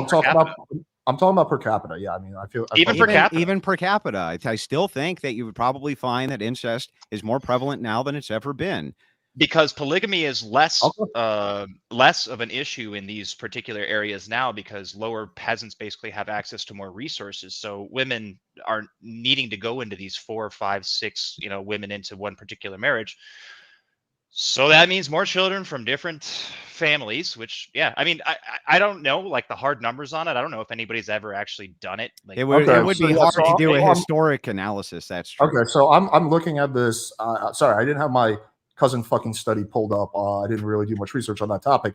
But I just found an article from the New York Times. Before the Industrial Revolution in the United States, Canada, and Europe, you might have ended up marrying up to a fourth cousin. People didn't travel far to find a spouse, and the closer you were to home, a fourth cousin, the more likely it was you marry within your family. Then in the 19th century, something changed, and people stopped marrying their cousins. Yeah. So what? So they might have married their fourth cousin, who they probably have no genealogy with. Right? We're all cousins to each other up to some percentile. Every human being on planet Earth. When you're talking about fourth cousin, I think that's so far removed, it's not even problematic. That's one. And then the second thing is that an article does not support whether or not, and this was your argument, there's more incestuous relationships now on planet Earth as opposed to previously in history. That's what I want you to demonstrate. That's your argument. Right, so just before we look up another study, are you okay with second cousin fucking? No. What about fourth cousin? I think if you look at I would have to look, but I think if you look at fourth, fifth, or sixth, or this type of thing, that it's so removed from whatever your genetics are that it's not actually a physical problematic. Does it need to be? So you wouldn't fuck your second cousin? Would you fuck your scientifically? It's second cousin. But it's our moral framework doesn't come down to scientifically, and apparently neither does yours, because you have No, exceptions I'm to all asking of you these the things question. that So are your about moral your You framework- feelings. guys are cool Is with it marrying second your or third third? cousin, right? Yeah, I mean, anything to obfuscate from the fact that you can't actually support your previous argument. Alex, Well, can we you need to support it or literally not? find the just right provided study. a Like, are source you okay that with said third that couples? people after Industrial Revolution, people stopped marrying their cousins nearly as much. I literally That just was not provided- your argument, whether or not they were marrying their cousins, but whether there was more incest now or if there was more incest before. That was your argument. Do you not consider fucking your cousin incest? Of course, but that has no bearing on your argument. Andrew, to be fair, I know this because I wrote it down. Alex specifically did refer to marrying. Yeah, that's nice, but he Yes, also Andrew stated knows that. emphatically. He's gonna do He his stated it in research, fact. He he's, repeated his misinterpret- argument back, he's and he misinterpret- said he would pull up a study to prove it. What are you talking about? Okay, let me explain this very, very simply. Okay, you we explain agree that Can find a study. marrying your cousins is incest, right? Yeah, I would say so. So if I just showed you a source that said that people, since the Industrial Revolution in America, people are marrying their cousins less. Therefore, there's less incest in the world now. Do you No, not see how those that's follow? that's not a therefore. That doesn't follow. That just How because does it not people follow? marry their cousins less now that there's less incest in the world, you dumb bastard. Okay, explain to me how it doesn't follow. Are you saying Because that people because are you just don't need to fucking get their married to their Aren't you cousin in guys- order to engage in incest. What are you talking Aren't- about, dude? Aren't you the people that are I can't like hear sort what of you- arguing What? against marriage and for premarital sex? What? How does that have to do with anything? I'm just What? engaging in the point that Andrew's bringing up. Because you could fuck your cousin and still not get married to her. Yes. But do you think that's what's happening? Do you think that people Do you back think that's then an used to accurate marry- metric of determining you- whether or not people are fucking their cousins? That's whether or not they get married to them? Well, that's exactly the point I made, It's which is going to that people, prove it more. people marrying People are cousins marrying- less. People are marrying their cousins less. Therefore, they're fucking cousins less. Do you not think those two follow? Or do you No, think they people don't are fucking follow. their cousins, How do but they don't get follow? married? They So do you don't think follow. there's all these- White do you think women in there's all these America. secret cousins White women in relationships? America. Dog marriages in America between white women and German shepherds are extremely low. Does that mean that they're fucking dogs less? Okay, guys, Well, if every source says, if the sources say that since the Industrial Revolution, people stopped marrying their cousins nearly as much, then yes, there's less incest. By the way, Unless Richie, you provide No, the man, other- no, unless- listen. unless you can That make the literally argument doesn't that most follow. of- Unless you can make the argument that most incest is like mom and son or something Bro, like that that. doesn't follow. You can't make that. You can't say the correlate that because Then people marry their cousins less, there's less Andrew, incest. This doesn't make sense. Andrew and Richie, provide a study that supports your argument. All I'm saying is he did provide a study that would support his would-be argument, right? So if you're saying that it doesn't, then provide something that would be a better resource for everyone to determine whether people are cousin fucking. Yeah, or Okay. just show one ounce. Show one ounce to prove that incest is more common now than it was 100 years ago. Okay, so I can give you this. I'll give you the same exact thing you gave me, which is an article from the Atlantic, which is called "America Has an Incest Problem." Where can you share the screen? Well, I'm not going to share the screen. I'm just going to DM the article over to you. But Okay, right fine. now, I'm actually having the stats pulled up so that we can get this settled. Okay, it's let's very get this settled. difficult. Very important Yeah. issue. Well, the thing is that I'm fine with moving on from it. I just need you to acknowledge, though, that saying that, hey, because people are marrying family members less, that means they're having sex with their family members less, doesn't actually follow. I think it follows pretty closely. I think that, yes, if people are marrying their cousins less, what happens in marriage? Sex. So if there's less marriage, there's probably less sex. Yeah, you guys are advocating that you're going to have more unless- sex when there's no unless- marriage. What's your body Unless, count, unless you're Alex? going to try, unless you're gonna, completely irrelevant. Alex, are Unless you you're married? No, I'm not married. Unless you're What's going your to, unless body you're going to be, Fucking hang Are on. you over 100 right now? Hang on. I'll happily answer that question once we get through this. My body count is irrelevant to this point of discussion. Unless, Andrew, you're going to make Fine. the argument. Unless you're going to make the argument that even though there's less marriage between family members, there's still a lot of hookups between family members. Is that your argument? I think that, especially now that you have blended families and single motherhood, yeah, probably. I think that the incest rates now are probably more prevalent than they ever have been throughout history. It wouldn't surprise me a bit if that was Okay. true. Pakistan was also given as an example for this, by the way, where you're talking about such an overwhelming amount of the population. We did give you data on this. Okay, so that's one. And then the second Wait, thing, I haven't seen any data on it from you. not only did I just texted you this, but we brought up Pakistan. That is a data point, bro. I'm looking at the whole world, not just Pakistan. Yeah, but if an Is this entire a- nation is Wait, almost is this study okay. Let me take a look at this article. Are you saying that what you showed me is saying that there's more incest in Please Pakistan post now? it in the private chat. I don't give a shit. I'm just saying, like, Yeah, if you show them in private chat, then I can Everybody have a look else at it as share. well. That'd be great. yeah. Which part of the article that you sent me, so you can save me time, where do they talk about how there's more incest nowadays? Alex, I gave you the same exact argument back just using an article.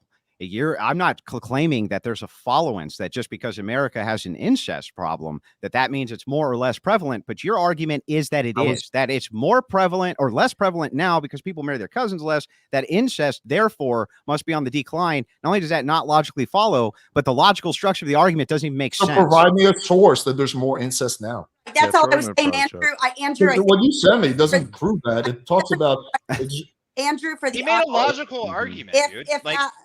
What? I Give me just a source. demonstrated this logically. No, Okay, you been haven't demonstrated. demonstrated anything. You haven't provided the article you sent me has nothing to do with increasing incest rates. Can you provide me one data point that shows that incest is more common? Alex, it's your argument. Oh my god! Here we go. Here we go. Why were we talking about incest in the first place? What was Richie's point? My whole point was that you guys don't have an actual moral framework for any of this. This is basically just like a tired argument. Your entire justification for everything. We don't even have to get into that. I'm fine with just staying with whatever the realm that they're on. They don't want to get into like pre-sup and things like that, Richie. I'm fine with not doing that. So back to this though, if you're talking about the prevalence of incest, right? It's literally been estimated to be as high as 20%. 20%, bro. Well, what was it before? Well, the thing is we don't have good and adequate research to determine what it used to be. But your argument was that, hang on, your argument was, hey, because there's less marriage, that I'm going to make the bold claim that means there's less incest. That doesn't follow. Okay, all right. So, guys, I took it as Alex actually had some kind of data to provide provide for his opinion, right? But moving on back to topic, do we want to stay on the incest thing? Yeah, I'm fine moving on. Let's move on and get it. Let's get it back to topic, back to men and women, back to what the whole debate's about. Can we do the other proposition? Hold on, guys. Let's wash this one out. I'm not going to count this as a W or an L for either side. We're going to wash. Sure. Okay. Yeah. I was kind of curious because the other proposition was what was it? No fault divorce. Can we move into that? Yeah, sure. Is everyone good to move on from this topic? Yeah. Yeah, if I could take a piss real quick, I could still hear you. We got kind of bogged down in it. But to be fair, this is good content. Nobody's been ever been called out for cousin fucking on YouTube. That's a good one. Yeah, it's all in good fun, you know. Yeah. Anyway, back to no fault divorce. My position on it is that we should get rid of it as quickly as possible. That it's detrimental to society. It's been detrimental to society. It's going to remain detrimental to society. That you should have justifications for divorcing. After all, you did give your word and you did make an oath, and men ought stand by their oaths. Do you think that should apply to religious people or secular people as well? I think that secularists would largely agree that they should stick by their oaths. Yes. No, I've asked you a direct question. Do you think that no fault divorce should not apply, should be removed for secular people as well, or just for religious people? Yeah, I think it would be a step in the right direction for secularists as well, though it's not my primary concern. My primary concern is with the religious. I still think that from a secular standpoint, it still makes a lot of sense. Didn't you say in the previous debate that you believe marriage should be mainly adjudicated by the church? Like the church should have supremacy when it comes to that, and the government should not have a role? Yeah. So who's going to enforce no fault divorce? Is going to be, because it's a legal law. It's not a church doctrine, right? It's not the church that's causing no fault divorce. It's a law. So how can the church be in charge of marriage, but at the same time you want to change the law? Well, you have to separate the two entities. So if we're talking about at this point secular marriage, we would say that this is a state enforcement mechanism. Whereas if you're talking about let me finish the answer. I just let you ask the question. Let me just finish the answer.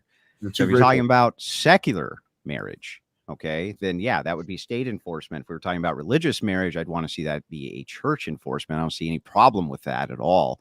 And I think the state should recognize the religious marriage and the autonomy given to the church rather than the state having autonomy over that marriage. I don't see why that needs to be.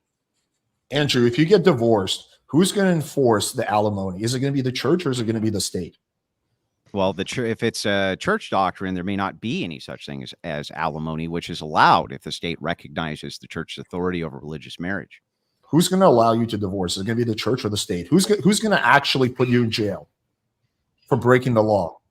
Well, it depends. I just told you need to separate the entities. So you're asking me in which instance, for religious marriage or for secular marriage? Well, in both of those situations, the state would come in and enforce the laws of divorce. Just because you're religious, you don't get a different exemption under the law. Why couldn't you? Why can't you? Well, I'm not talking about why couldn't you. I'm just saying that's the way it is right now. Yeah, but I'm not talking about is. I'm talking about ought now. So you're asking me ought questions. And when I'm actually telling you what ought be is that the state recognizes religious marriage as a separate entity where the church can enforce those marriages. When you're talking about secular marriage, the same way they enforce it now, they're the ones who allow you to get a divorce. Even if the state says you have a divorce from us, the church may not necessarily give you a divorce, and they will literally remove you from the community if you do such a thing. So there are stiff penalties. But let's say you're you have a kid with your wife, and you become a total dick, deadbeat dad, and you run away. What can the church do to force you to pay for the child's upkeeping? So the way that the church would generally enforce this is through excommunication and through kind of your spiritual father talking to both parties. So in this case, you're assuming that the marriage is between a woman and a man who both share the same religion and have turned their marriage over, the enforcement arm, to the actual church itself. So the church has tons and tons of authority because they can literally say you're no longer part of this church if you don't adhere to our creed. Now, I suppose that they could become secularists and then turn their autonomy over to the state, and that would be fine. They could do that. But yeah, there's definitely an enforcement arm there via the excommunication, which is within the purview of the church. They would effectively have to commit to spiritual wickedness to go totally. But a lot of people do that, right? Yeah, unfortunately. They do. Yeah. I mean, okay, so I'm not even necessarily disagreeing that much with your argument that for religious people, the church. What about at least when it comes to alimony? What about child support? Should the church be in charge of that too, or should that be? I think that the church has often adjudicated such things using church counselors and using church priests, where they will literally have party agreements between both parties who are members of the church, and say, listen, here's your duties and responsibilities as a Christian to your wife after we've granted you the divorce, and we expect these to be upheld, or else there's going to be a penalty, and the penalty would be removal from that community. This is like people will kind of go over and out of their way. This is like basic. This is like basic shit, though. Like, can we maybe like veer away from the theocratic discussion here? Well, he wants to do the inquiry. He wants to do the inquiry. That's fine. No, here's the issue. Come to an agreement on any of this. Well, that's not the point of a debate, is to come to agreements, to have a discussion. Anyway, here's the issue I see is the enforcement power of the church is significantly less than the state. So, for example, the state has the threat of violence behind it. So, if you're a deadbeat dad, you don't pay for your kid. Ultimately, not right away, but ultimately, they can come and put you in jail. Right? That's a threat of violence. The church doesn't have that. So, if someone just decides to have that. But if someone just decides, fuck it, I'd rather save $1,000 a month on fucking bills and shit than paying for my kid because I'm an asshole, and I'll just join a different church. Like, there doesn't seem to be a very strong enforcement mechanism. Well, wait a second. That would be the perfect enforcement mechanism, right? Because once they have declared that they are now secularists, they are up for secular authority, aren't they? But who's going to determine whether they're religious or secular enough? Like, how's that going to be determined? The church. The church will, the people who've always determined it, the church, they're going to determine if you're religious or not, because they're the church.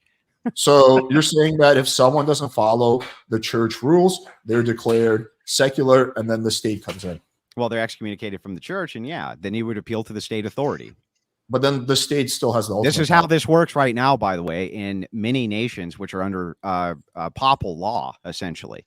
So they do actually allow in some of these nations, and traditionally have the state to decree who is part of the church, or I'm sorry, the church to declare who's part of the church and who isn't, and that marriage is within their dominion. If they excommunicate the person or the person walks away, then yeah, they become secularists and wards of the state at that point. The state enforcement is what's going to come in and then enforce whatever the marriage decree is. But the ultimate backing, the ultimate enforcement mechanism is the state, right? Because the church, if someone's not following the church rules, the only thing the church can do is declare them to be non-religious, at which point the state can come in. But still the state that has the ultimate power in this situation. So even if that was true, which it's not, but even if it was, so what? Well, then that doesn't follow, because if the state has, if we're talking about oughts, then yeah, I guess it's just like your philosophy. I can't disprove that wrong. Like that ought to happen. You're talking about getting rid of no fault divorce, which is something that's done through the state. And then your idea of enforcement is that, hey, the church is going to take over, but then they're going to, if someone doesn't follow, the state's going to take back it. I mean, yeah, that's a fine argument. I don't have like a strong disagreement with that. I don't see any issue. So now that I've allowed you to have the inquiry and you're satisfied with the inquiry, can we have our inquiry back now, Alex? I appreciate you allowing me, Andrew, to ask questions. That was very kind of you. Yes, you may now ask me questions as well. Yeah, well, actually, I had some directed towards Marcus, as there's been a lot of bogarting on the debate. Marcus, your position on no-fault divorce, is it good or bad? Yeah, I wouldn't say whether it's good or bad. I don't have too strong an opinion on it. I think if people want to get divorced for any reason, they should be able to. Oh, for any reason. Yeah, exactly. So what about the fact that if a guy wakes up one day and he thinks, you know what, I think I'm happy as single, I don't want to be with this girl anymore, I think he can get a divorce. So if a woman wakes up and says, well, we have 4 children together, but I would prefer to go fuck my boss and go be a skank, you think that there should be no penalties for her. There's no fault for her whatsoever to break up her entire family in order to go do that you don't need any additional justifications for why she should be allowed to break up her entire family. Well, if the family's broken up, then obviously the same way it's set up now, that if child support needs to be paid, it's going to be paid. So yeah, that's going to be a consequence. Also, I think there's personal consequences for them, but I wouldn't enforce a consequence as in the wife says, okay, I want a divorce. I would not give her any consequences just because she wanted a divorce. No. So do you agree or disagree that the outcomes for children in intact family homes are far superior to the outcomes of children in non-intact family homes? Would you agree that that's true? Yeah, for the most part, yeah, I would. Yeah, so if that's true, then there is more than just a consequence of the individual's happiness. There's an outcome on all of society. If you have no show cause and you just decide that you're going to break up your intact family due to your own hedonistic preference, this would actually be bad even under your worldview, wouldn't it? Yeah, but there's a lot of nuance here. I don't think there's a lot of marriages where the woman's just like, hey, you know what? I just think I want to fuck my boss. Like everything else in this marriage is completely fine. I love my husband. I love my kids. But you know what? I just want to fuck my boss. So I'm going to like break up this marriage. I don't think that typically is what happens. I think there's a lot of issues, as you spoke to before, right? The reason people get divorced is very complicated. There's a lot of issues going on in the relationship, which sex is one of them that we mentioned earlier. There's a lot of issues. I don't think it's just I just want to, and that's just it, and I just want to fuck my boss. There's many. And so I would argue that I would prefer there to be especially if there's a lot of issues in that relationship, I think the kids sometimes are going to be happier or have better outcomes if the parents are divorced as opposed to if they stay in an unhappy parental marriage. So this is kind of what I was waiting for you to get into, as all the degens say the exact same thing. They claim that they think that some of the outcomes for some of the people might be better, but you just conceded moments before this that children from intact family homes have better outcomes than children without intact family homes. How can you reconcile those two things, Marcus? For the most part. For the most part. So we're talking about optimal again, right? So pointing to the outlier and saying there are some cases where divorce might be optimal. It's not optimal for the most part, is it? If the intact family home is producing the best outcome for the children. Yeah, so I would put a greater importance on the ability for the parents to be able to choose not to be with each other in situations they don't want to be in. So I wouldn't force a wife to stay with their husband if they don't want to be there. Why? even if it means in a greater percentage of the time that children have worse or better outcomes. I think that the marriage. I think that the marriage. If I would never force a woman to stay with a man. Well, Andrew, okay, could so you- hang could on, you- hang on, hang on. First of all, it's not wait, what's wrong? forcing. Hang on. It's not forcing the woman to stay with the man. The woman and man both took an oath inside of their marriage, for better, for worse, through richer and poorer, till death do us part, et cetera, et cetera, et cetera. They took oaths to each other. When you're talking about no fault, all we're saying with no fault is that you should have to show actual cause for the divorce other than irreconcilable differences, which is the number one thing cited, meaning infidelity. But it's just the number one Hang thing on. cited Let me because that's what they finish. pick on the Let me form, finish, right? Marcus. Infidelity, things like this that would break up the marriage. From your perspective, though, it's okay if right now, if you're looking at society and why society is so messed up, it's due to a single motherhood epidemic, which is on the rise. And this is why you see so many people having such bad outcomes in life. Homelessness rates are tied to single motherhood. Poverty is tied to single motherhood. Almost every single instance of negative outcomes that you can find currently in society Drug abuse, is child tied abuse. back to single motherhood. You don't give a shit about any of those outcomes, So just why the do you hedonistic think- relationship. Here comes the virtue signaling. Alex, Here we go. Why Alex do you had think- Alex had a follow up to Marcus's, and then we'll move to you, Richie. Alex just had his inquiry. Can me and Marcus finish our Oh, hang exchange? on. It's directly related. Andrew, could you provide proof that children of couples who hate each other are happier than the children of divorced couples?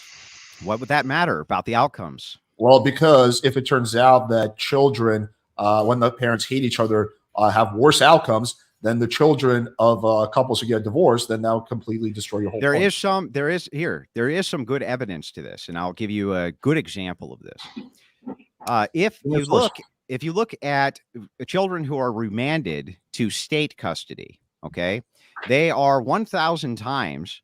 Some cases I've seen is between 100 and 1,000. Some it's only as high as 50, but it's a significant amount more that they will actually be abused. Even if they come from an abusive home, the abuse will actually be worse. What does that have to do with anything? Because what it's demonstrating is that if you're looking at the outcomes base here, even then, if you have an intact family in an abusive home, it still seems to be optimal than when you remove even the abusive parents. So that does seem to lend some sort of evidence to the fact that even if the parents don't get along, or even if you're in an abusive household with intact parents, that it might be optimal to the alternative. You're making a massive logical leap here. I'm talking specifically It's about not. unmarried couples who got divorced, right, versus couples who hate each other and stay together.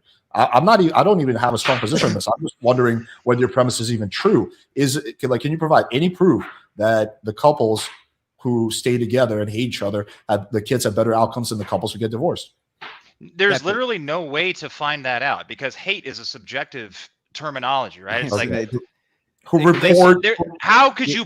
What would be the data? Who cares? Let's just process of- concede it. Hang on. Let's just concede it, right? What does that have to do with my argument that the outcomes for children who are from intact homes are far better and far and away better than the outcomes of children who are the product of single mothers? What would you, even if I gave you that argument, can you explain to me or express to me in some way how it negates mine? No, I agree with that. Children, on average, children from intact homes will have better outcomes than children from single mothers. Then what are we arguing? I think no one's going to disagree with that. Well, because we're talking about no-fault divorce, right? So we're talking about the idea of whether a couple getting divorced is negatively going to impact the children. So what we have to do is look at couples who want to get divorced and don't, and the outcomes of those children versus the couples who actually do get divorced. Why? Because if it turns out that the couples who stay together and don't like each other, children have worse outcomes, then no-fault divorce would probably be a good thing.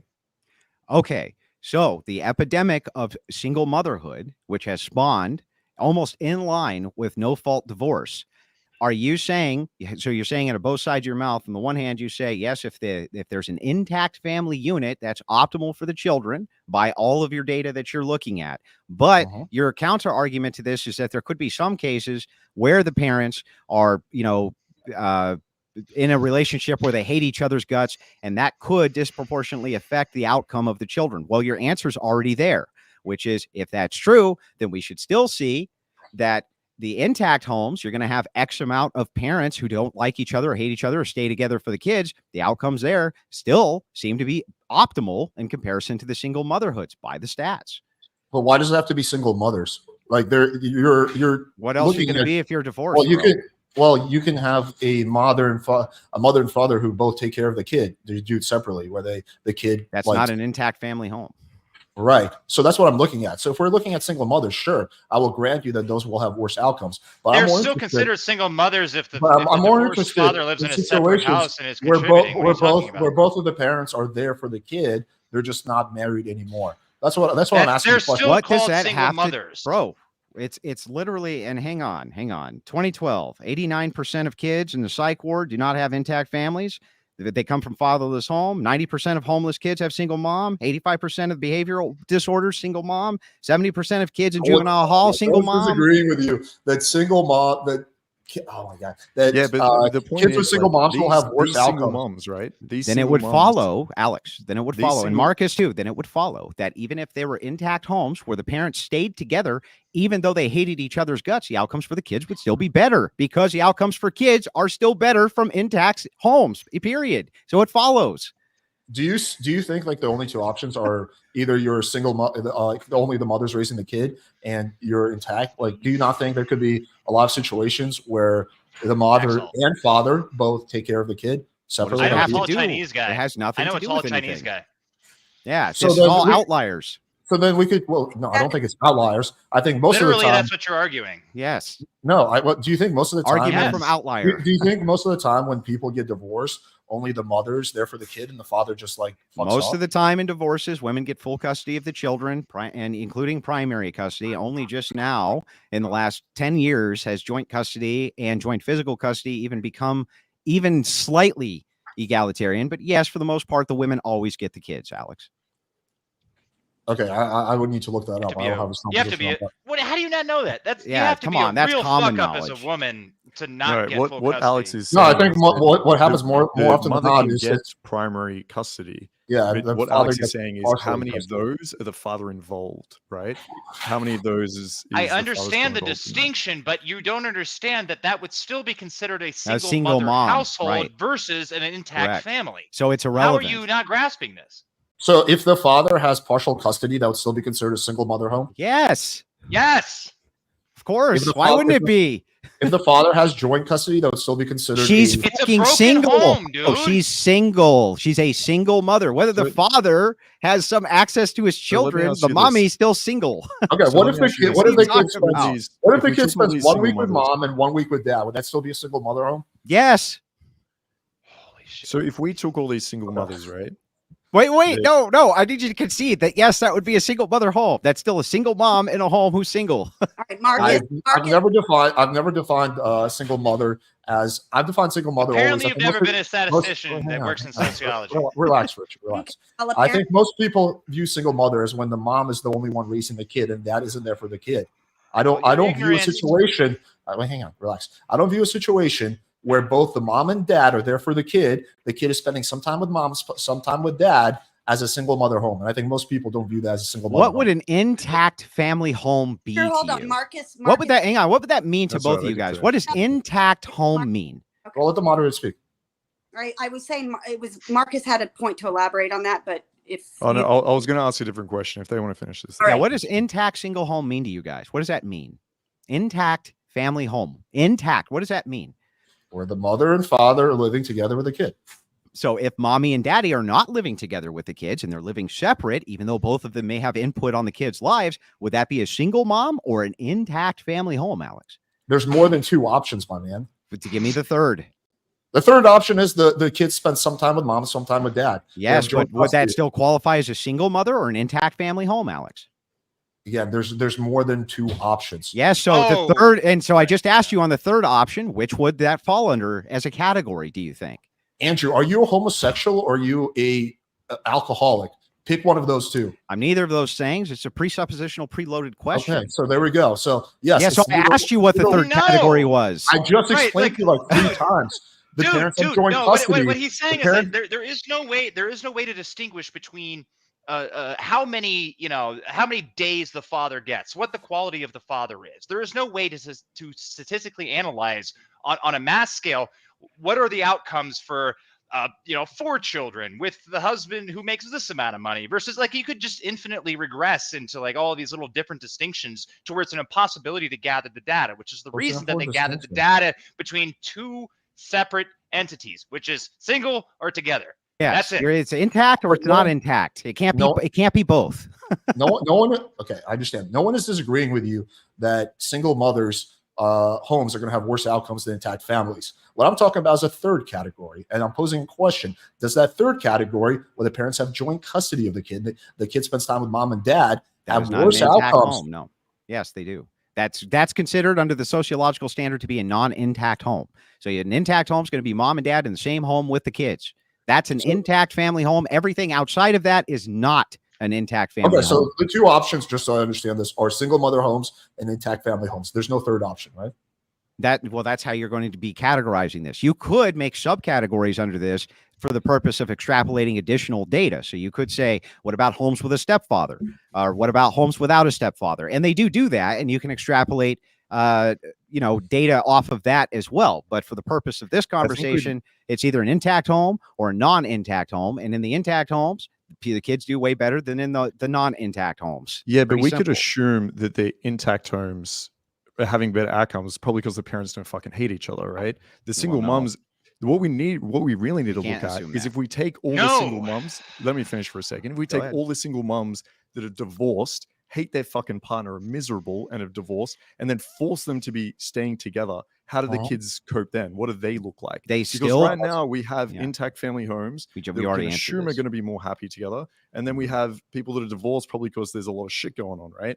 But what we really need to look at is if you take all these single moms with all this shit going on that hate their partner, force them to be together, their kids still going to be as happy. Okay, but we've already answered this. It's actually loaded in to the data itself. So if you were to see that most of these married couples dislike each other or hate each other or things like this, even pre-default or no-fault divorce, where most marriages stayed intact, okay, most of them did no-fault divorce.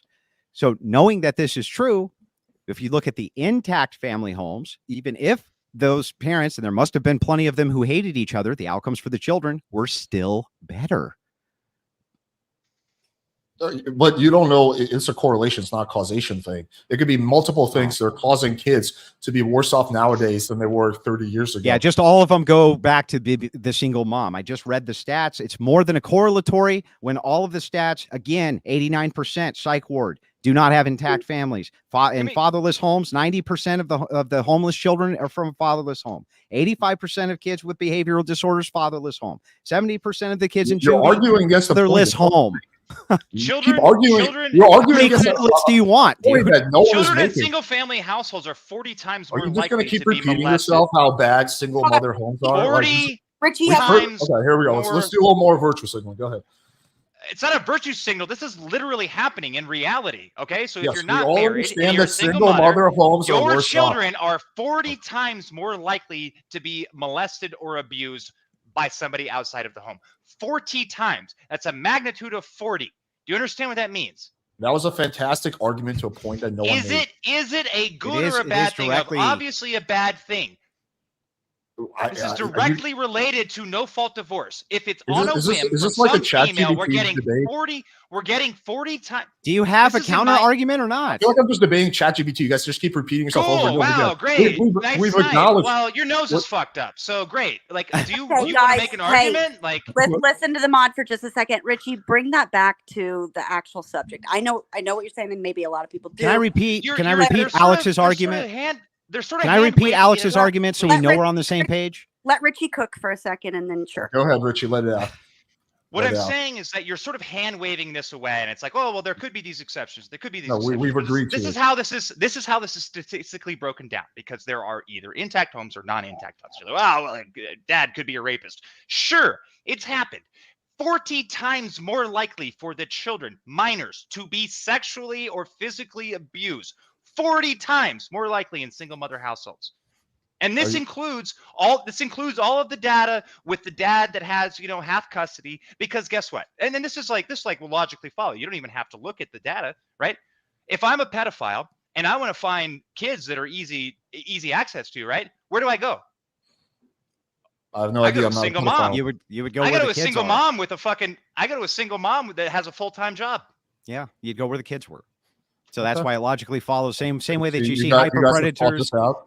Yeah, well, it's the same reason that hyper predators, you find them in schools and you find them in churches and you're you find still- them you're in still not places where there's engaging- easy access to You're kids. still not engaging with me. Let what me Marcus just repeat said. your argument, No, and you but tell me if I got it I right. just want you to engage with what Marcus is saying. I want to engage with both of you are saying, but let me Okay, make go sure ahead. that I get it right by repeating it first, so you Okay, know I'm go not ahead, straw go ahead. manning you.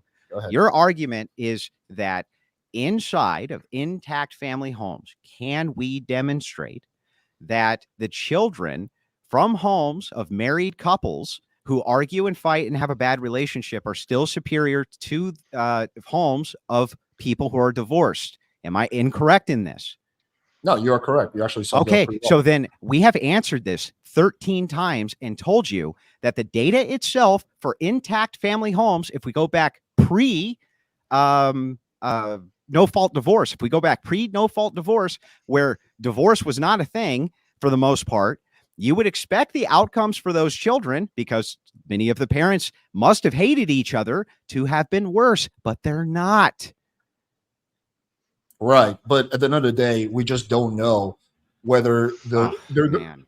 dude, antidepressants Then give me a are on the counter rise. argument. Drug use is on the rise. Exactly. We don't know. You're making a correlative argument, which is fine, but we don't know if it's because of no fault divorce that kids are having worse outcomes. That's the thing. So in order to prove that, we would need to isolate for the factors and look at kind of the way Okay. Marcus said. We would have to look at well, it. let's and find out compare if two that categories. holds water. Let's find out. Why do you think it is that people were not getting divorced at the same rate they are now pre no fault divorce? Alex, what would you say the reason for that is, if you had to like guess? I think there's multiple reasons. I think that Give me one. well, let me give you multiple. There was the religion. I think social pressure was another one, and yeah, I think the law played a role. Sure. So I think Okay, it was a so no combination of fault things. divorce at least played. Do you think that no fault divorce played a significant role in the uptick in divorces, considering that after no fault divorce became a thing, divorce rates skyrocketed? Would you say that's a very strong correlatory, Alex? In what period? What's the period that we're looking at? Let's You're say it's a looking at- 0.8 correlatory. Yeah, Is I'm just is that saying. plausible? Let's just Well, we're let's just talking say about like in 20 years. Were we talking about like a year after no fault say- divorce? yeah, There I mean, was yes. a massive increase, or we're talking about like in 20 years. over even the course of, let's just give it like the widest berth we can and say over a 50-year time span. Wouldn't you Well- say that that's a strong correlate if you see the massive increase in divorce go right alongside with this law being passed, and people, their number one answer for why they're getting divorced is irreconcilable differences, meaning they don't have to show cause anymore? You don't think that that's a strong correlate, really? I think it's a correlate. Yeah.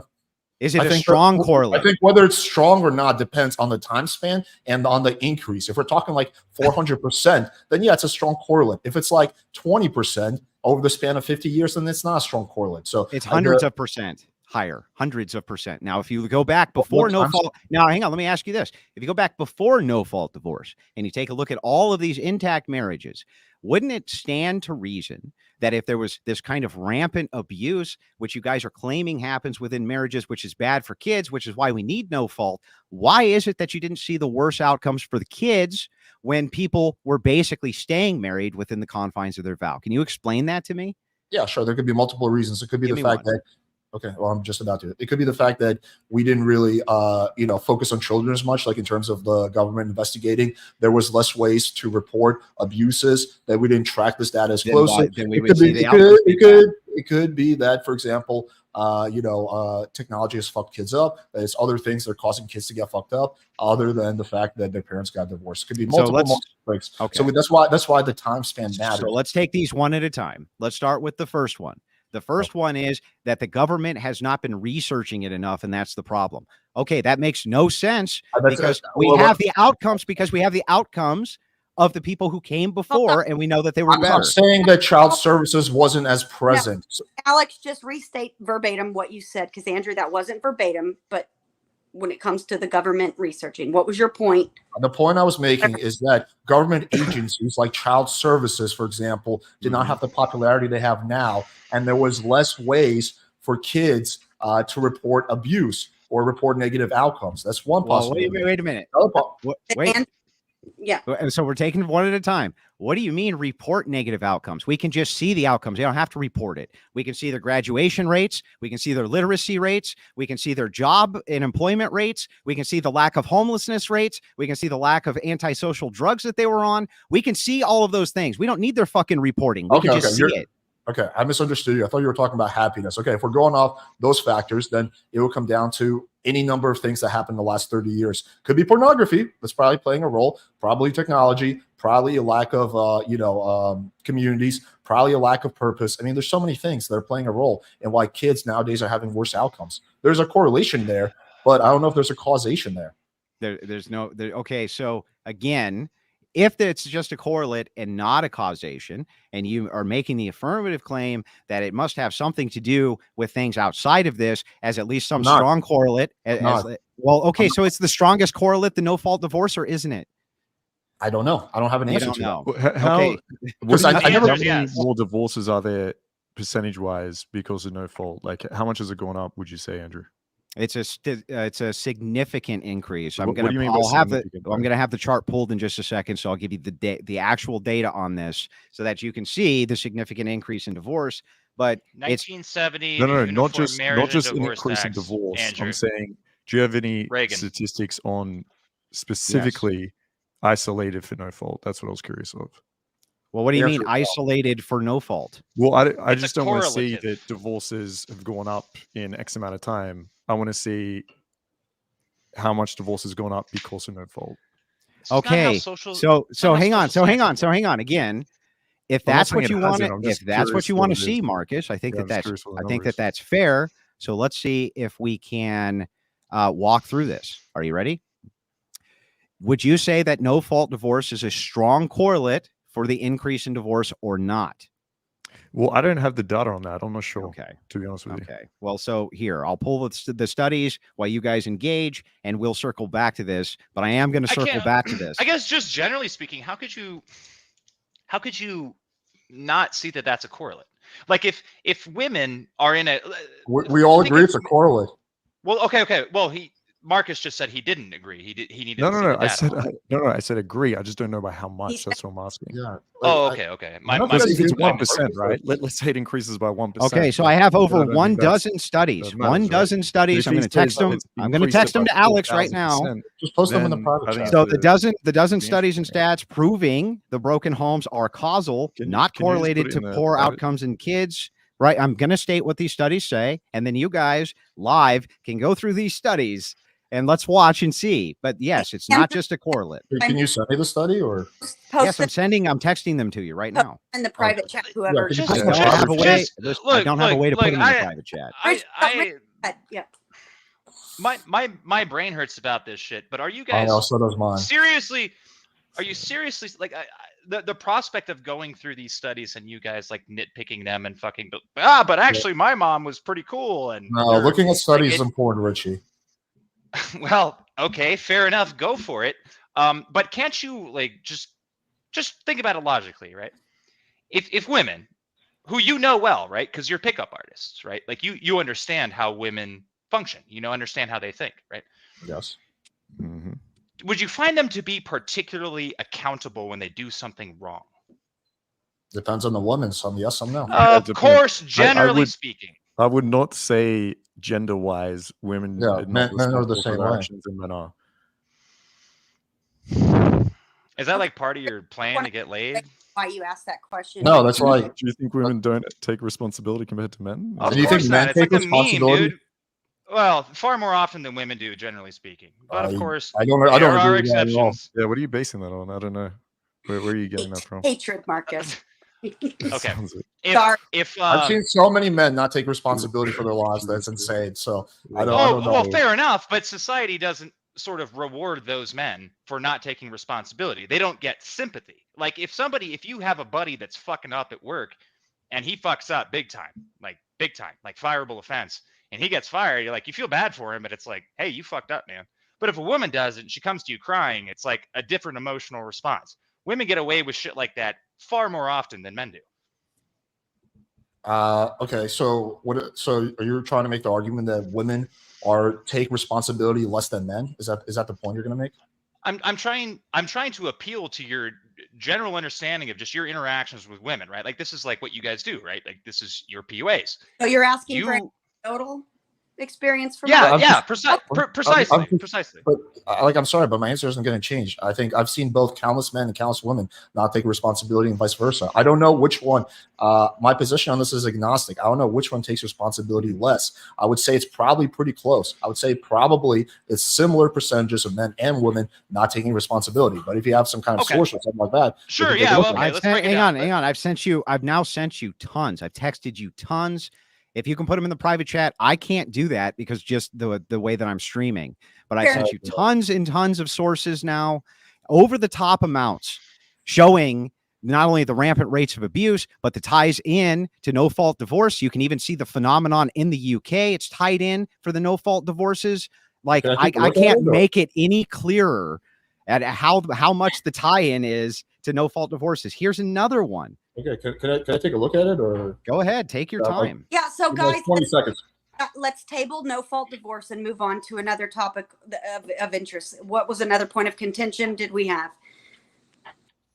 We were talking many things. Well, those were the two topics. I'm happy to move on into just kind while of, we do that, we'll circle back to it. yeah. So I am happy to move on if you guys want to into another topic. It doesn't matter to me, but there is plenty of data which associates this with no fault divorce. And our opponents, by the way, their only counter argument was, well, can you circling back? Fair enough. Let's go back to downside of sex. Premarital for men. What's the downside? That's one we never really got to the bottom of. A body Okay, count. I'll just have to go through these studies later because there's a lot. yeah, there's Unless- tons of data. Andrew, you don't have any data. I don't have any data except that tons. Andrew I don't have any time. had a point of Do contention. you want to take 15 minutes? I'll go through the data. Alex, If you go guys ahead. want to do that. Alex claimed that married men. If there's a chance that you'll actually see it and be like, oh fuck, Richie, there actually is a correlation. Hi. I'm 100%. hi down. Richie, how you doing? So Alex made a claim that married men versus single men have the same STD rates. Andrew, I saw you looked at that study, and I heard you earlier. Am I incorrect? And where I heard you say that that was not correct. You read that. You don't agree that the study shows that or reflects that. Well, the not at the data that I'm looking at, which I also sent that over to Alex. So if you're talking about the data that I see, shows that the STD rate in married men is only 3.5%, and then 20% in the unmarried men. Now, of course, this depends on how you want to divide up the data. You know what I mean? It always depends on how you want to divide up the data. I'll resend it to you in just a second. But this is what I'm seeing. I'm seeing completely different rates than what he's saying. And by the way, that actually follows. Why wouldn't it follow that people, especially people who are in intact marriages, their rates significantly decrease, whereas people who engage in multiple sex partners, their risk significantly increases. So the thing is, I'll explain it one more There's time. a reason why homosexuals had a higher rate of HIV. No right? one cares about homosexuals. I'll explain it one more time. Explain it initially. They're having sex with more people. Okay, higher risk. I understand that gay people have a lot of sex. Because when you're married, you generally don't use condoms with your wife, right? Because there's an element of trust. And I think we can all agree there's a lot of cheating that happens. So even though they have less total sex To the level of hang on, because they're not using protection, right? That's what counterbalances the risk. So yes, people who are living this is a totally wild claim. Just relax, dude. People who are single do probably have more sex than married people, have more partners, but they're typically more likely to use condoms. And since condoms are 99.9% effective, 5% effective, if used properly, that is the reason for that. That's what the author says. That's not what I said. That's what the author says. actually text me your study on my this. opinion is on this, even That if study there's is high rates among single people who Again, I can't access that. I don't think that's a reason not to have premarital sex. I think it's a very small risk that you might get an STI, especially if you're being careful about it. But that wouldn't be a reason for me to tell someone not to have premarital sex. Well, it's even not if just was that. true. There'd be there's a risk of pregnancy, which is another factor. Not only is there a risk of pregnancy, but then you can move into the way that you have evaluated women. So it would logically follow that if you're making the claim that if a woman has X amount on a body count, it raises a red flag with you, then how can you explain that except to say that every single time a woman has sex with a man, it devalues her Okay, as to a far as certain men are point, concerned. right? To a certain point, if the woman has a 400 leg count, of course, if she's got a 5 leg count, I don't consider that devalued at all. Me personally, I think a lot of men would actually prefer a girl that has some experience, right? Sure, not 300. Would That's be a red because your flag. primary. But someone's been with 3 guys, 4 guys, I think that's a problem. And I would consider the girls that I actually sleep with and have slept with before, I would never consider them devalued, even if we're making the argument that a high leg count is going to devalue them. Because That's usually Because they're your having- highest priority. That's because your highest priority is the sexual pleasure that you're receiving. Richie, don't you know nothing about me or Marcus at all. You're just purely talking out of your ass. And this goes back to this goes back to the point I was making earlier. You're talking about when you say devalues the woman. You're talking about social repercussions. What else could it be except pleasure? Okay, social. So when I have sex with someone, repercussions. you're sharing a very intimate experience. You're both being incredibly Pleasurable, vulnerable in a that. pleasurable experience. Of course, it's pleasurable. Yeah. So what else 100% is it? So pleasurable. when he says that you're hedonists who are just focusing on pleasure, Saying why is your he main wrong? goal? Your main goal is you keep doing the shit where you like Getting married is pleasurable, isn't it? I keep doing Did this you have a shit good called time logic. getting Learn married? it. You can do the shit where you purposely Where you need to learn logic. That's a you problem. Answer my everything question. Stop pleasurable. obfuscating every 5 seconds. He didn't say. Richie said it's his only goal. He didn't say it's one of his goals. I said his primary goal. Right, his main pleasure. goal. How do you Pleasure. know that? How do you know Primary that is different than It's- only. Okay, I'm Do you going to know tell you what- it's not pleasure. If it was just pleasure, I just get prostitutes and fuck Then them. tell me It's what not else it just is. pleasure. Tell me what else it is. I just told you get to build a connection with a girl, right? Is that You get to pleasurable or share- not pleasurable? All of this is going to be pleasurable. Are you kidding? Right, so then it's all marriage is pleasure. pleasurable. Andrew, let Marcus finish. everything is pleasure. Yeah. Yeah, I mean, Fine, you Marcus. could argue that essentially, right? Anything that's positive is going to be Everything is pleasurable, not right? pleasurable. Having People- a child is people gonna who be are chaste- pleasurable. But wait, so you're saying that people who are chaste and not engaging in sex, even though they want to, that's pleasurable for them? Say it again. Andrew, is people that having are sex with your wife pleasurable? Are you saying that people who are chaste and would like to have sex but do not because they feel like it's a duty not to do so, that's pleasurable to them? Yeah, it probably is. Why? Is having Why sex- would that is be having- is pleasurable? having They sex with want your to wife do. pleasurable? They want to don't- do a thing, but they can't do the thing. Why would that be pleasurable? Andrew, is Zero having sex concept with your of the wife narrow path. pleasurable, or is there? Why won't you let this guy answer a fucking question? Oh, I just want you to get answers. A few questions. There's yourself. different. I've types been of pleasure, answering them right? There's nonstop. different types of pleasure. So when I withhold from eating a Big Mac, I actually find that pleasurable because I'm meeting my diet goals, for example. If you're someone that really believes that sex is bad and you're withholding yourself from doing it, you probably feel a sense of pleasure from doing that. With myself, just because I'm having sex doesn't mean it's just for pleasure physically, tactically. There's a lot more that goes on with sex. It's a very intimate experience. It's very vulnerable that you share with a person. There's a lot That's more that goes pleasurable. into that. When I lay down with a girl after having incredible sex with her and we're cuddling and staring into each other's eyes, yes, it's pleasurable, but it's more than just, oh, I'm fucking this girl because I just want to get my dick hard, right? So then, from your worldview, as Richie just stated, the purview of consequentialism for you is everything is under a pleasure dynamic. So you believe that if you abstain from something, it's pleasurable. If you don't abstain from something, it's pleasurable, but it's all based around your pleasure. No, I'm not saying that at all. Then give me something that's not based around pleasure. Okay, then we can go back to sexual compatibility. I might just be having sex with this girl. I'm not saying just. This is a part of it to figure out if this is someone I actually want to spend more time with. Because if this is going to be awful and we don't match and it's awkward and it doesn't feel right, then It's I don't not want to spend pleasurable. any more time with this girl in a So it's not relationship. Yeah, because it's not as pleasurable. It's not for you. compatible. It's the same way if you were to meet someone, right? And you go on a date and this girl is just a fucking asshole and you You're a hate fucking her, coon right? brain, dude. It's not going to be pleasurable. I and you're like not gonna be Richie's with her. random. Right, it's not going to be pleasurable. I agree. It's For all you. based around So pleasure. what framework you I work get around Richie that? an exorcist. Oh, we operate around Christian deontology, not around pleasure and I heard you. consequentialism. Is having sex with your wife pleasurable, Andrew? Are you going to answer that? Of course. Okay. I'm, So be fair, I don't Mark. even see why that's a problem. I'm Fair, happy. Mark, So you're Like- just doing that for pleasure. Yeah, there I can be, hear there can be, Marcus. hang on. There did- is intersection. Stop didn't interrupting. hear- Ask me for having a pleasant conversation. I didn't hear There Marcus. is, She's the moderator. intersect- You have to let her Jesus talk, fucking man. Christ. there Like, is intersection here between different ethical standards. So I'm not saying that all pleasure is bad. That's ridiculous. I'm just asking you for a mode or a model that you operate off of that's not purely based around pleasures in your brain, because I think that that's the modus operandi for you, just like it is for Alex. I think both of you base everything around whatever pleasures you're getting out of it, and you don't really give a shit that's- ultimately. But what I was going to say is Marcus Okay, brought if- up things I Andrew, didn't. if I ever need a therapist, I'm definitely going to hit you If up. I give thought him a that my chance to pleasure, elaborate oh, on that. sorry. Yeah, If I let thought my Ashley get pleasure- an order. Sorry, Ashley. Yeah, if I thought that my pleasure, right, say I was having every time I had sex with someone, it killed them, right? Then obviously I wouldn't want to be having sex with them. Okay, so to just say it's just pleasure is obviously not true. That actually doesn't even make sense. What are you talking about?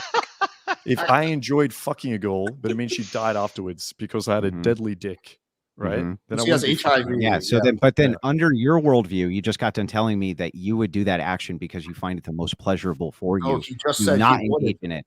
Oh my God. No, hang on. You're I not can give you. engaging. I will give you the I counter said example. Doing it because You're each literally- part of it is pleasurable. Bro, hang on. Against. Shut You're up, literally Alex. Let us engaging with finish our anything. exchange. You're not One even- more, you're not one more engaging time, with Marcus. one word Marcus. that I love comes out of Alex's his random mouth. interjections. Just When you, engage. I'll Just tell you because what, we're somebody's gonna be pleasurable for me completely doesn't mean I quiet. base my We're gonna be, whole worldview me around and Richie only will be doing things that are completely pleasurable. quiet, and then you ask the question again and let me answer it. Which Go ahead. question? Mark it. Okay, so then if you don't have a question, let me finish. I'm just asking you. So to here's, do- No, and I I'm wasn't trying, asking a Alex, question, I stop was talking. explaining. You're not So trying. one more time, you're previously, I asked you this. I said, if a person has a duty to not have sex and abstain from sex, even though they want to have sex, would you consider that to be pleasure? You said yes. So under this I same said exact, it could be pleasurable for someone to abstain from something they don't want to do. no, your exact words were yes. Yeah, it could Yes. be. Yes. Okay, I'm so not it- saying now it could every be. single time. The example of the Okay. Big Mac, maybe I really want a Big Mac and I Mhm. don't have it and it's fucking miserable. Or maybe it feels really good because I'm staying with my diet plan. It could be both, is what I was saying. Yeah. So under your worldview, then, if a person feels that they have a duty to abstain or be chaste, that doesn't necessarily mean that that's the most pleasurable thing for them. Then, correct? Yeah, correct. Okay, Yeah, I don't great. see why So that now, would that we be- have that answer and we're moving back into yours, why would you want to have promiscuous sex with multiple women external to pleasure? What is the duty there? I don't see it. I'm not encouraging everyone to have promiscuous sex. I'm talking about you specifically. All I'm saying is you shouldn't stop people from doing it, right? Yeah, okay, but I'm That's asking different. you a direct question, and the direct question is, can you tell me what it is for you, which is external to pleasure, for why you do that? Why I have sex external to pleasure? I just said We're multiple getting into times. I pre-opposition. get to build a connection with the girl. I get to be vulnerable with her. I get to understand if we're compatible. I get to understand if this is a relationship I want to move forward. Can't you do all those things without having sex with them? Not to the same level. Yeah, you Why? probably could, but not to the same level. So the pleasure aspect seems Because- to be the deciding tipping factor for you, yeah? Not the deciding tipping factor, no. Well, then why can't you engage Pleasure in is- all of look, those activities external of Pleasure having sex is a with a huge woman? part of sex, okay? No one is denying that. Everyone, well, I hope everyone's having great sex and enjoying it. But that's not the only reason I do it. As I mentioned, once again, there are many other reasons to it. What if all of those? But you can do all of those What- things yeah. without What if- having what if sex that with all- them. Exactly. Not as What well. if that all Not as aligns? What do you well. mean not What if- as well? Why? If I meet what if if I that- meet two that's girls, right? icky. If I meet two girls and one I don't have sex with and one I do, I can Mhm. guarantee you I will understand if Angela, we're let me ask this compatible as a relationship a lot quicker with the girl I'm having sex with. Why?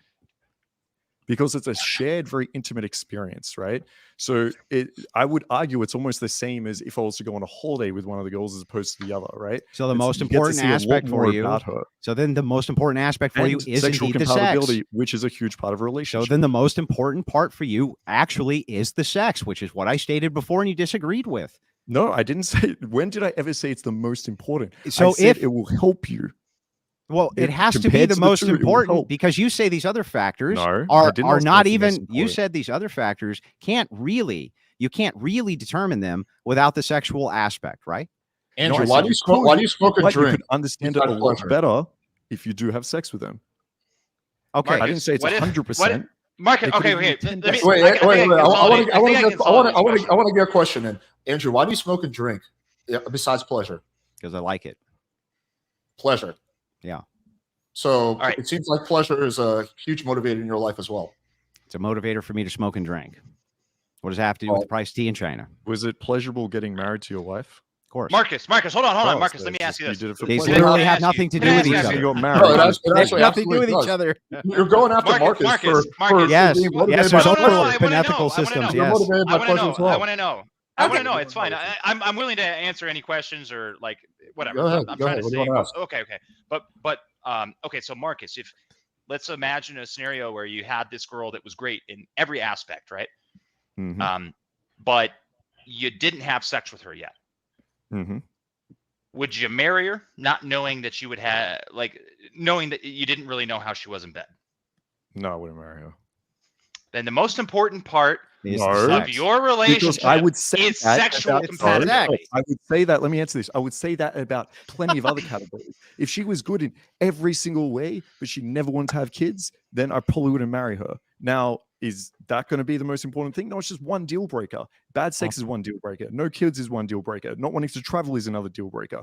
I have No plenty kids of is a deal breaker? breakers with Wait a someone that second. I wouldn't Yeah, marry. she's the perfect woman, but Is once a that a month, deal? Is that a once deal breaker? once a month, she Once a smokes month, she meth. murders She people. smokes Yeah. meth and she fucking crashes her car. But Yeah. So this is a mo- pivot. every other time she's perfect. Yeah, But Yeah, this it's is a not deal pivot. breaker. Hang on. So This is a he's- this he's is talking a about deal pivot. breakers. Contributing factor for me, Wait, it's but not. not It's the not. main You're- one. It you're is. the one that's I'll not good. explain how it's a pivot. So we're asking Marcus about Marcus specifically, and Marcus moves on to a generalization and says, "Well, it could be for some people. This is a No, deal I'll say breaker. that That's me. a deal No, no, breaker. I'm just I'll trying say to for do this you, weird so for pre-opposition you, bullshit. is a woman who won't Me have personally. children a deal breaker for you?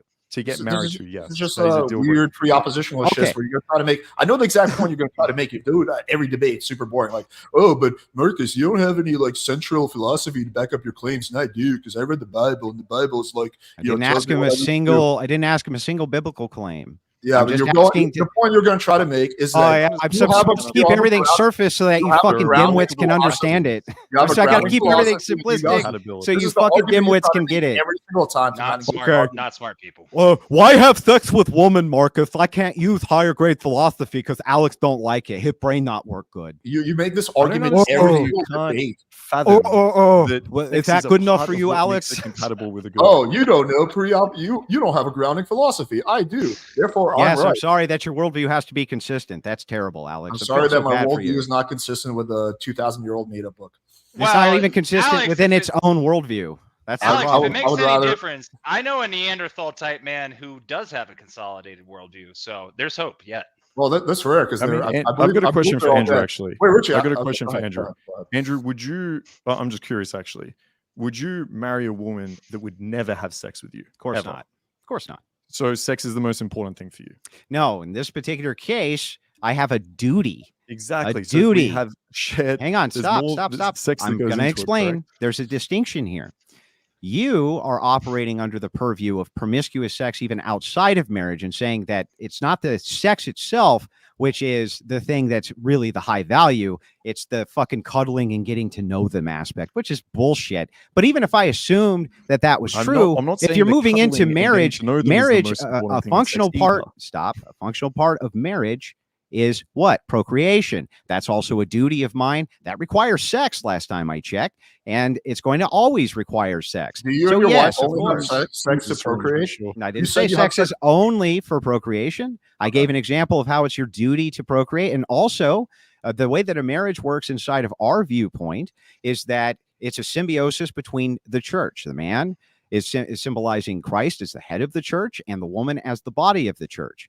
And yes, of course, it's okay for a husband and wife to have sex. It's actually encouraged in many ways because you Well, do get all of those yeah, but connectional Andrew, values, etc. You have 5 kids, but you probably had sex hundreds and hundreds of times with your life. Therefore, 99% of your sexual experience with your wife is about pleasure, not duty. Even if that was true, it would not negate my point. How is that not true? You Because- have multiple motivations. I just told you, even if it was biggest true, one of them is it doesn't pleasure. negate anything. Just Yes, of So- course, having sex with my wife is pleasurable. Negates nothing I just said. right. So the point you're trying to make is that Marcus only operates on pleasure and you don't. But it seems that Yes. both of you guys operate largely Yes, on there's pleasure. overlap. And some There's other going to be other over. things as well. Bro, I'm claiming now that there there can be is an overlap. Of course, there's overlap between these different systems. But in order for him to be consistent, he's literally trying to convince us that the promiscuous sex that he's out there having, or the promiscuous sex that you're out there having, has the sex itself is not. That's not really what's important. It's the kissing and hand holding and I cuddling. never said that's and that's How do you bullshit. know? Are you hiding in Never the did I closet say that. watching this? Like, Listen, I how in the love world would you pleasure. know that? I love sliding my.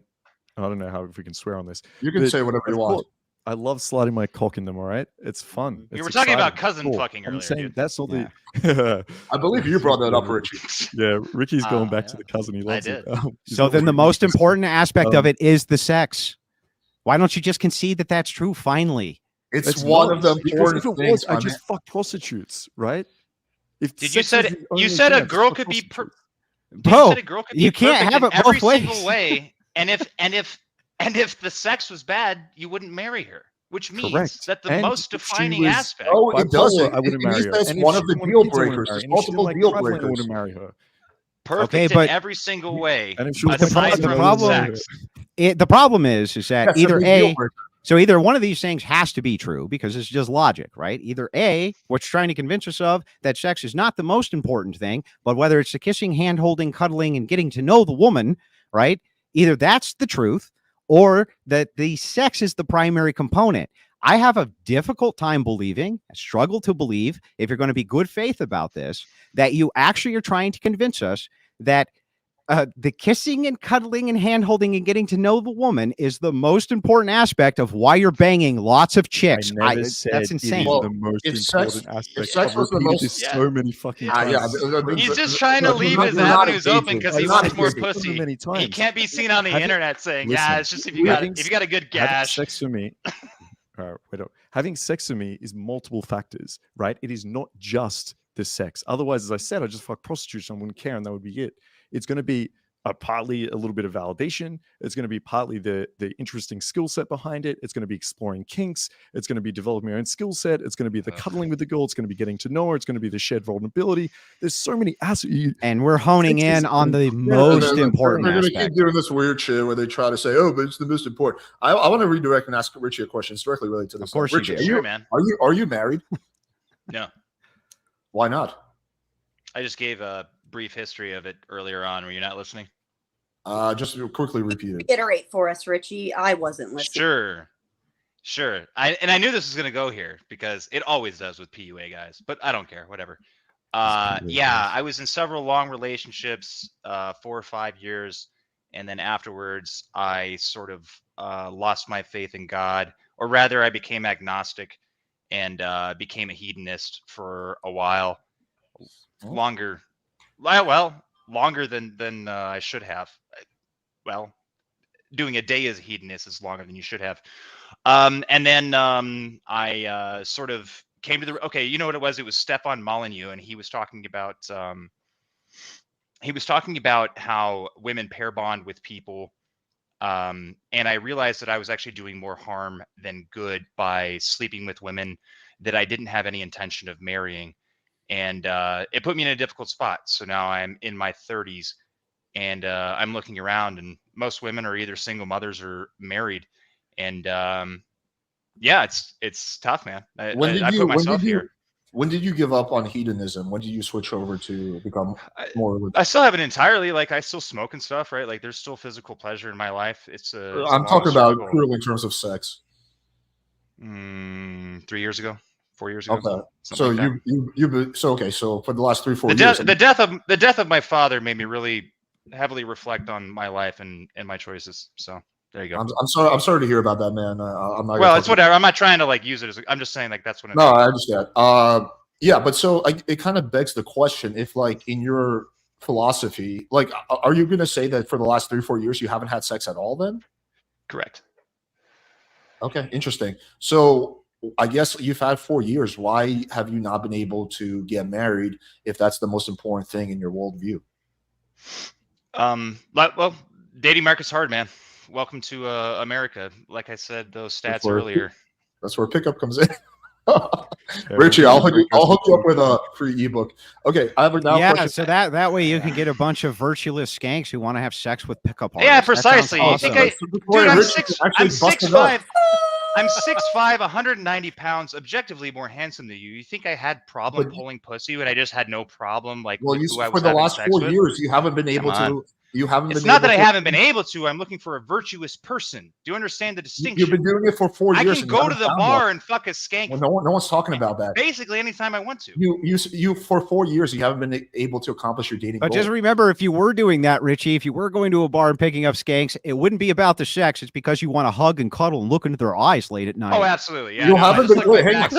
You guys obviously have no idea what good sex looks like. My honestly, you have Richie, zero idea what good sex looks like. 4 you're years. going to a club and sorry, I'll just finish it. If you're going to a club and seeing it as just like picking up a skank and fucking her and then kicking her out, of course the sex is going to be horrible. And I tell you what, it's not going to be pleasurable. You can keep making jokes about, oh, you hug and cuddle. That's a big part of sex is aftercare, especially kinky sex that is very enjoyable and pleasurable, which I'm sure you'll go back to. But sex is more than just putting your dick in someone. Marcus, you're speaking Chinese right now. This is no, sorry, go for it, Alex. Yeah, Richie, I don't get it. if you're so I don't understand how to have hedonistic sex over years. Yeah, Like, it's come on. bizarre. It's a I'm foreign not concept telling to you- us. Tell us hang on, more. I'm not telling you should do that, Fucking Richie. If you're so successful, hang on, don't run away. If you're so successful with women, then why have you not been able to achieve your dating goal, which is getting married to a virtuous woman, for the last 4 years? 4 years, you have not been able to achieve your relationship goal. Why is that? If you're so good with women, if you're It's not so that I'm handsome good with and so women. tall. It's good. I'm good with picking up horse, but also at my age, like it's tough, man. Dating market's hard. Like if How you're old really are you? looking for, I'm not going to say specifically. I'm give me a doing my ballpark. best not to dox myself. 73. Like 30s, 20s, 40s. Oh, yeah, I'm 18. No, but anyway, it's Wait, sort of why can't you engage? PUA guys reflexively do this, but it's like you and I share an entirely different set of values. Any I advice, understand that. Just engage. any advice that you would want to That give was me a joke. I'm is not actually basically trying. any advice that you would want to give me is basically a way of sort of demeaning or like Okay. putting me on a lower platitude. Richie, that as was a opposed to joke. as I'm not actually trying to give you advice. That was a joke. It's called humor. all right, Okay, okay. so very alpha of you, homie. So okay, I don't Maybe understand why address the fucking arguments. I don't understand why you can't just answer what like age, like your 20s, 30s. I'm not asking you to give me your exact age. Just give me like a ballpark. Who gives a shit? Why Just do go you to the care? point, dude. Because he said Do you have a fucking point to make? Yeah, yeah, make the because he point. said in his All you're age, doing in his- right now is hang on, all in- you're he doing said right now is in his posturing. age. You're in posturing his on the age. internet. No, that's what you guys are doing. Well, he's in his 30s. He's in his 30s. Okay, there we go. I don't know why it took us 5 minutes to get there. So yeah, in He your said 30s, that. He said that, bro. in your 30s, you have spent 4 years trying to find a virtuous woman, and you have not been able to do so because it's so hard when you're in your 30s. Well, it's not even so much just virtuous, but a lot of the women my age have children, and that's a very like serious decision to make. I've had siblings and family members that have like married single women, and of course hasn't worked out. It's a very difficult thing to do. But in your and worldview, wouldn't it be your duty? And especially if they had to a father marry and a wife and to they'd be raise better, somebody else's children, not as opposed necessarily. to I mean, being whatever. single? My father did it. I'm not like opposed to it morally necessarily, but it's also not super attractive. If you marry a girl But that it's not they about got her pleasure. It's gender, not about what's if you attractive, marry a right? girl that got her gender studies degree that has $200,000 in debt, and you're expected to pay that off, that's not attractive either. Richie, but the It's child not will have about a better pleasure. It's outcome about what's attractive. if you help take care of the kid. Shouldn't you do it and to give the No. child a better outcome? opposed to being single. Marry? No. Like if the kid is already being taken care of by the father, like financially. No. that's, Let's assume I it's a guess, single different mother. story. Oh, is that a different story now, Richie? Wait, actually, no. You can't. Sorry, Ashley. Save it for after.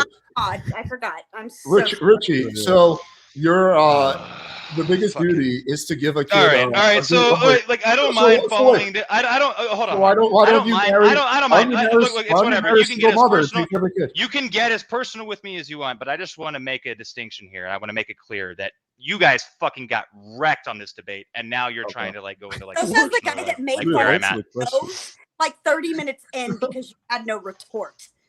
Fuck off, Rich. Wait, actually, no. Come on. Let's stop. Is We a got- single we got- mom we got- getting offended? We gotta be fair. Hang on. Let's strike that from the record. We're gonna strike that from the record. Cool. moder- Our moderator is offended because I'm attacking. I'm not single moms. offended. Yep. I'm not. All right, Richie. I'm gonna look a Here's little emotional. here's what I'm trying to explain to you is that there's a lot of inconsistencies and hypocrisies in a lot of the shit that you guys say, and one of the hypocrisies, Like what? I'm literally about to tell you if you just Go wait ahead. 2 seconds. One of the hypocrisies is that you say like, oh, well, it's a duty, it's the duty to take care of kids and give the kids the best outcome. But you know that Take if care you of your marry kids. if you marry a single mother, that kid will have a better outcome. That's because the man who was supposed to be taking care of him has shirked his duty, and the mom. Do you understand the distinction there? Shouldn't you step in and give the kid a better It's not outcome? my duty to step in and stop you because you have not completed your own. Now, would I help? Yes, I would help, but that doesn't mean that I have a dutiful obligation to take care of your children in lieu of my own. My highest duty would be to my own children, Alex. We all get that, but then why is it your well, duty? then if you get that, what's the argument? Why is it your duty to overturn no-fault divorce? Because that's not your fuck up. Because I have a certain type of society which I think is preferable for everybody to live in and that society is not filled to the brim with single mothers who are creating mentally ill lunatics all over our streets. But it's more preferable for Richie to marry the single mom and help raise the kid. Why is that more preferable? Tell me why that would be a better outcome when you look at the outcomes with stepdads. They're not great. In your worldview. No, the worldview, the stepdad is also problematic. So when you're talking about the statistics with the stepfather coming in, the rates of molestation and everything else skyrocket. So when we're talking about intact homes, we're talking about the duty between the biological parents and their own children, and they're shirking their duties. So you guys are going off on some wild tangent. In your worldview, we know. They're basically trying to find No. personal flaws. In your If I would have just lied and said, "Yeah, I have 5 kids," would you and not fuck allow off, people they to wouldn't have anything. mothers? In your worldview, Go ahead, Marcus, with your question. Yeah, in your worldview, if marrying a single mom led to worse outcomes for the kids, would that mean you wouldn't want anyone to marry single moms? If you mean on average, that Yes. yeah. So the thing is that if you're looking at averages for stepfathers, it's not optimal. What's optimal is if you have the parents who are intact. That's what's optimal. No, I just answered the question. It's implicit in the question. So if it's a bad outcome to have stepfathers, you probably shouldn't have a stepfather. However, everything is case. I'm not saying I would ban it. We're talking about what's optimal. When you're talking about individualistic cases, I think that those have to be arbitrated individually. And I've never said anything to the contrary. However, that doesn't mean that we want to create a society where people are having to make those decisions over and over and over again, because what we're producing is a single motherhood machine. Do you understand the distinction? Let's talk there? hypothetically, right? Precisely. Let's talk hypothetically. Let's say Micro our versus society macro. has a lot of single mothers right now. Yeah. And let's say, according to you, that having a guy come in and marry those mothers would lead to worse outcomes from the kids on average. Would you ban people from marrying single mothers? I wouldn't even ban. I wouldn't ban most of the things I advocate against. I just ask for a separate adjudication system based on the ethical standards that people have. That's one. And then the second thing is, I think that individually, I think that individualism or individual arbitration for something like that is just fine. People can make good choices for stepfathers for their children. People can make good choices. Let me finish, bro. Sorry, go for People can make good decisions individually for those things. But what we should be doing always is pushing for a societal outcome which is optimal. So if we're looking at hang on, stop. I'm almost done. If we're looking at what's optimal for society, it's the intact parents. They also have a duty to their own children. So these are optimals. So you're saying that individuals should make that decision. It shouldn't be forced upon them.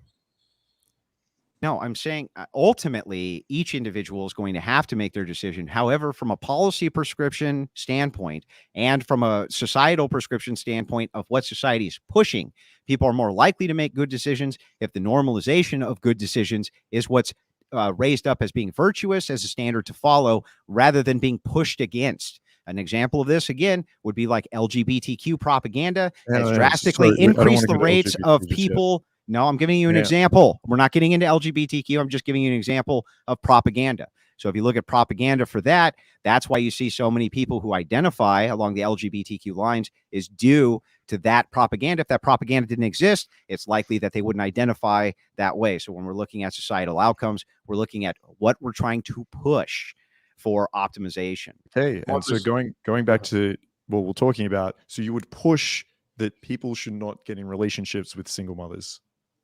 I don't think that it would be optimal. So the single motherhood pandemic that we have right now, I think that it's far better for us to push as much propaganda as we can everywhere that we can. That the next generation, specifically the next generation, understands these stats, that they can make better decisions And if they make those better decisions, we won't have the same single motherhood pandemic. There's no curing it right now. Even if you have stepfathers, not stepfathers, it's an incurable crisis. So back to my question, would you encourage people not to get married to single mothers? No, I'm not encouraging that. I'm just saying that it's not an optimal solution for most people. Okay, so you wouldn't encourage it even though it's not optimal. Yeah, that's correct. That's so what? Okay, but you're all about what's optimal and encouraging that a second ago. Yeah, When it so comes to you're marriage, talking when it about comes a to distinction of the marriage. micro versus macro. So when I'm talking about a macro distinction, I'm talking about what I want to see society pushing for as normalcy versus a micro distinction where I say that individuals largely are going to have some control over their own life. There's no doubt that that's true. But at the macro level, the push and propaganda is definitely going to influence at the micro level how they make those decisions. I'm talking macro for both, right? It seems like macro, you're pushing for no fault. You're pushing for no sex before marriage, right? Mhm. At a macro level is what I was asking. Would you encourage people at a macro level not to marry single mothers? And it sounds like you wouldn't do that. I'm just wondering. I would push the propaganda away from that and push for more intact family homes, or at the very least, if you're going to have a blended family, that you take those things seriously as well, so that you don't end up with, multiple different marriages with multiple kids from different people. None of those are optimal. Everybody who's ever been in those situations tells you essentially they're not optimal. I know, I have experience with it myself. So no, they're not optimal situations. So no, I don't think that as a society we should be pushing that as being optimal at all. I have a quick question. If you're done with your line of questioning, Yeah, no, Marcus. now it's my turn. I just Now, thought it was hang on. Now it's interesting my that- turn. I answered every single Who- question who asked. Wait, who decided that's your turn? Hang on. Did I just not ask every question he had in his line of inquiry? Yeah, but this is a follow up on what Marcus said. It's like Yeah, I know, but I want to talk to Marcus now, right? Because he just gave me an inquiry. I'd like to give him an Well, inquiry. the moderator can decide whose turn it is. I think that Andrew, you make, but you have talked a majority of this debate, albeit I enjoyed it, but Alex hasn't, and Alex did want to make a point. I Right. think I'm not allowed to follow up with an inquiry. Just You Alex can is. totally follow up. I'm literally going to ask one or two questions, and that's all Go you ahead. have. hold that thought in your Gonna head. derail. Do you think a single mother home is more or less successful than this home where the stepfather comes in? I would say on average, it's probably less successful than even if you have a stepfather present. Really? So you think that a woman by herself is going to do a better job than a woman who has a father figure who comes in and helps raise the kid? No, Really? the opposite. Oh, okay. So okay, sorry, I misunderstood you. So you think that the stepfather home will do better? Probably on average, I would say that Yeah, that's okay. likely, but neither one of them are optimal. Okay, understand that. Mhm. All right. So Richie, being the kind soul that he is, why would he avoid single mothers if he joins that? If he joins that family, he can get a better outcome for the kids. You guys Well, Are actually, you asking in me? his Richie's well, in, singular. No, in I'm his asking. case, well, in I'm his asking case, Richie. I'm gonna. Well, hang on. You just asked me the question. Go ahead. Go ahead. Okay, so if you're discussing this in those terms, you would actually validate the duty that Richie has to have his own brood, and from his own brood, focus his highest duty on that. Why would Well, he that not can't. be He the just said case? that. That would He be the said that he that would be the couldn't most find optimal anyone. position he could have. But Well, he let's said he say- hasn't. He's tried 4 years. Apparently, he's not able to. He So said what? the only people he can get. So who with cares if it takes him a single mothers. decade? Why would it matter if it took him a decade? Okay, Why would let's it matter do if a it took him 20 hypothetical. years? Let's do a hypothetical. Let's say Richie is barren. He cannot have kids on his own. In that case, should he then go ahead and marry a single mother and help raise the kid? No, here's what I would do in the alternative. I would actually just I would just live for the rest of my family. I have siblings that have plenty of children. But I why would you go not give live- those? Well, kids no, that I would go- option? for I would one go thing, live near them. for Why one would you thing, not- maybe why would you not help do. those poor kids? I'm trying to answer the question, but he could have higher duties even than that. So he may have a duty that's of compellence of his church to stay chaste his entire life. He could have higher duties than marrying a single mom within his religious framework, which he does. So you don't understand how a duty breakdown works. You think that just because we say one thing, which is that, hey, this could be more optimal to not have X happen, that means it's the most optimal. That's not true. One, or that the duty breakdown is that you must do something. It's an ought that you have to. That's ridiculous too. We're No, I talking just about think you guys are hypocrites and you say one thing and do the other. on Like- what? What's the hypocrisy? Like premarital sex, that's one. What is the actual hypocrisy? Are we going to get into this again? You Okay. just said how do you bring this shit up? And then when I asked you about it, you said, I don't know. Did you have sex with your wife before you married her? Yes, it's not a 110 hypocrisy. IQ. 110 IQ. Okay. Yeah, that's you not a had sex with your hypocrisy. wife before you married her, but people should avoid having premarital sex. Got it. Okay. Oh, We can okay, got it. Hang on, Alex. move on to your line of questioning. Hang on, Alex. Are you circumcised? No. No. Okay. Assuming that you were circumcised, would you advocate against circumcision? If I was circumcised, would I advocate against circumcision? Mhm. I don't know enough about circumcision to like know whether it's like bad or good. Would you find a person to be a hypocrite if they advocated against circumcision, if they themselves were circumcised? Well, that's a decision that wasn't made by you; it was made by your parents. So it's What if totally it was made later in life by you? if they made a decision and they regretted it? Well, I would probably be very suspicious of the motives, and I would say like, okay, well, Does it make them a hypocrite if they got circumcised at 20 to then advocate against circumcision, or isn't it? Is that a hypocrisy or is it not a hypocrisy? Let me explain to you the difference. The circumcision, it's a yes or no answer. You would be, well, I'm not going to answer the way you want me to. With the circumcision thing or the drug thing, I'm about to answer. The circumcision or the drug example you like to use, the reason you would be advocate against that is because of negative outcomes, right? Hey, I got addicted to drugs. It cost me, my whole life. Hey, the circumcision thing, like fucking made my penis bleed once a week, right? Because of negative outcomes. The sex out of wedlock thing had bad outcomes. So I'm advocating against it, Alex. So what's the hypocrisy, you fucking moron? What's the hypocrisy, you stupid fuck? Are you going to agree that having sex with your wife before you got married was had negative outcomes? Yes, it was a negative outcome. It was Alex, what was the negative outcome to fucking your wife? Alex, are you going to answer the question, or are you going? Yeah, well, he doesn't do that. What exactly is the question? The question is, does it actually make you a hypocrite to advocate against something that you yourself have done if you think that that thing was bad in retrospect? If it had a positive outcome, then yes. Why would it matter if the outcome was positive or negative? I think it makes a huge difference, because if it's a positive outcome, it just seems like someone who's virtue signaling and just wants his cake and eat it too. If it was a negative outcome, it's someone who's legitimately warning people against things that they find to be harmful in their life. It makes so hypocrisy only works around the advocation of things which had a negative outcome. Wait, hang on. What was the negative outcome to you having sex with your wife before marriage? We were breaking our vows to Jesus Christ and our faith. So you regret it? Yeah. Okay. If I had it to do over again, I would not have ever had sex with my wife outside of marriage. And by the way, if she died tomorrow, I would not have sex with a woman outside of marriage. Period. Amen. Well, yeah, that'll be so pretty tell weird me what's the hypocrisy? Girl. Tell me what the hypocrisy is. The hypocrisy is that you had premarital sex and now you're virtue signaling, telling other people. But you just said that the only way that could be a hypocrisy is if it was a positive outcome for me. And I just got done telling you it was a negative outcome for me. So then it can't be a hypocrisy, can it, Alex? Well, You're just wrong, aren't you? You might have deluded yourself. That's a negative outcome, but the vast majority of people will view that as a positive outcome. So how is it a hypocrisy if I view it as negative? So bad that like you fucking had a heart attack or something like that. But I think 99% of people would view it as a positive outcome, and they would look at that. So Alex, I sinned. I repented of my sins and still do to this day for many sins, not just that one. And I'm going to continue to do that for the rest of my life because theosis is a process. So just try to hang on. Let me finish. I need you to state how I could possibly be a hypocrite for advocating against a thing, which I just got done showing you and demonstrating to you had negative outcomes to me in my life. Why it would be that I'm a hypocrite. Explain it. Okay.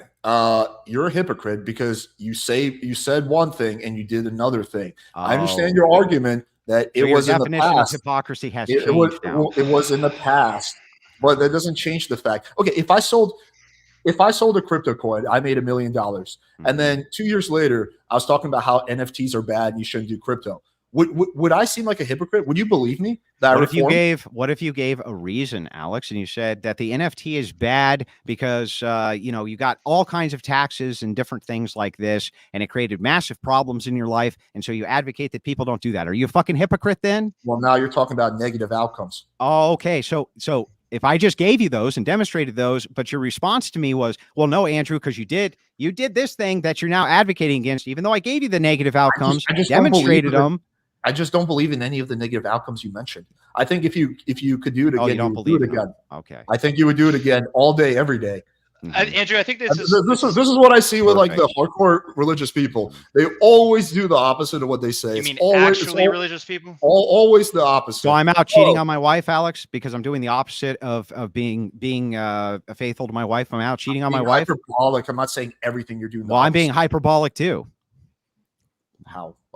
Because I mean, if we're just going to talk in these like extremes. broad hyperbolic generalizations, you say you're going to be hyperbolic, I'll be hyperbolic right back. So the thing is the answer is no. I think you have not started demonstrated I'm a hypocrite, and he should retract I it. think they started from Richie's statement about Judy, right? So he said he can't get any women that aren't mothers, essentially.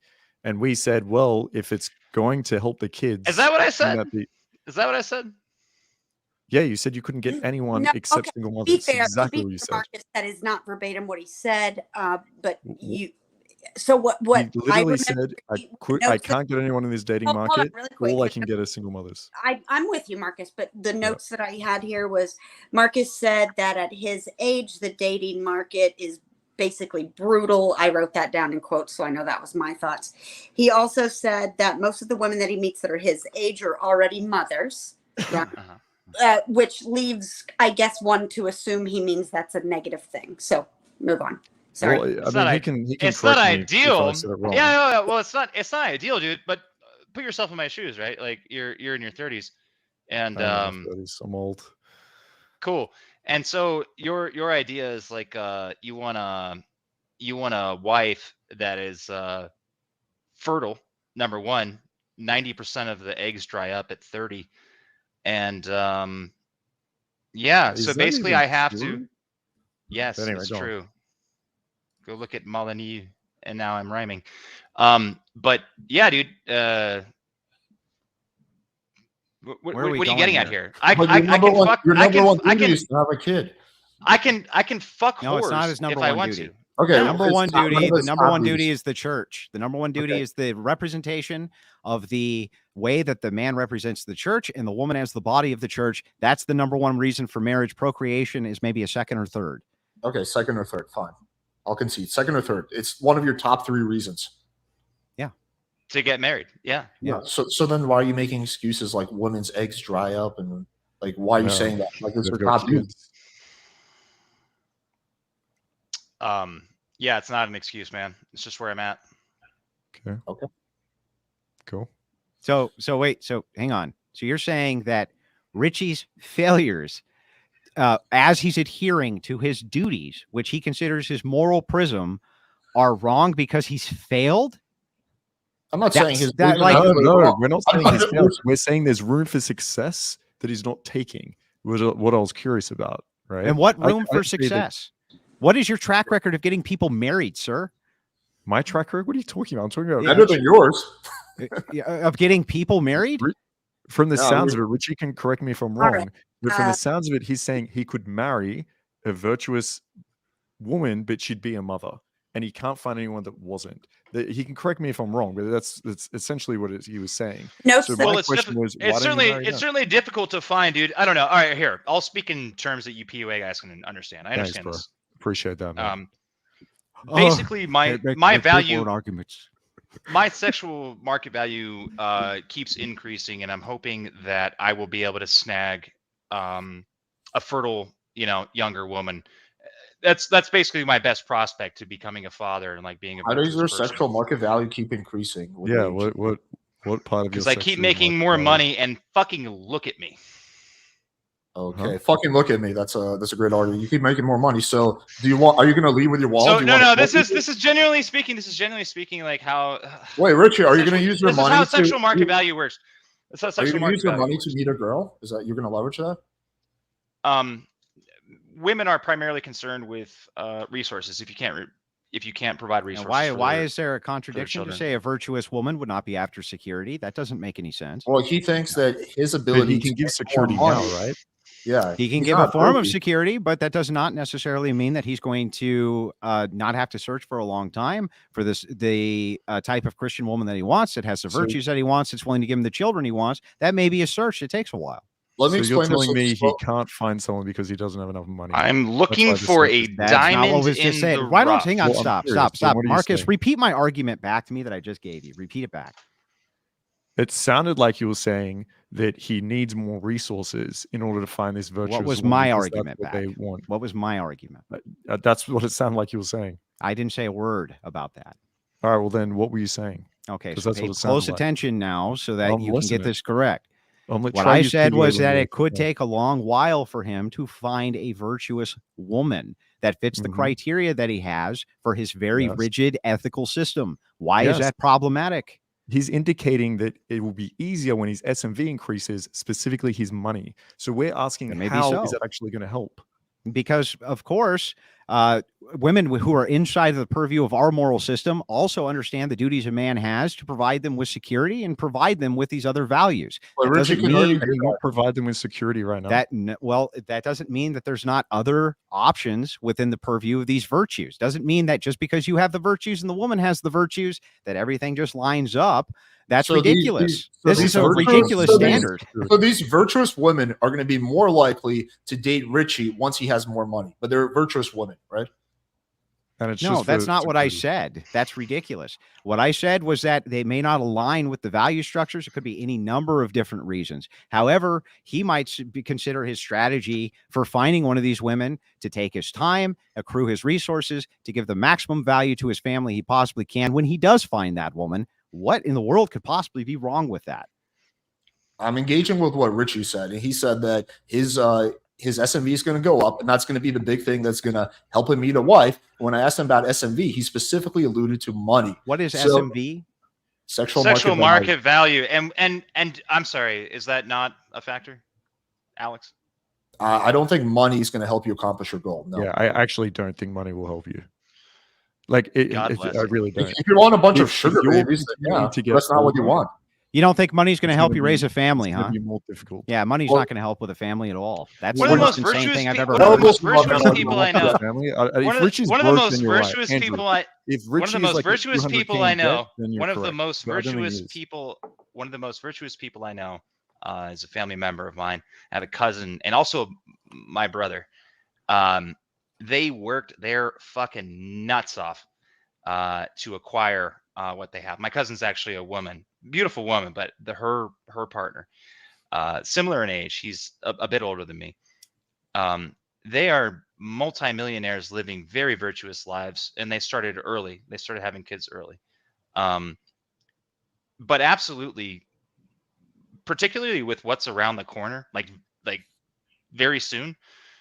I think that the type of woman that I would be looking for would be interested in having a man that could provide a substantial amount of wealth for them.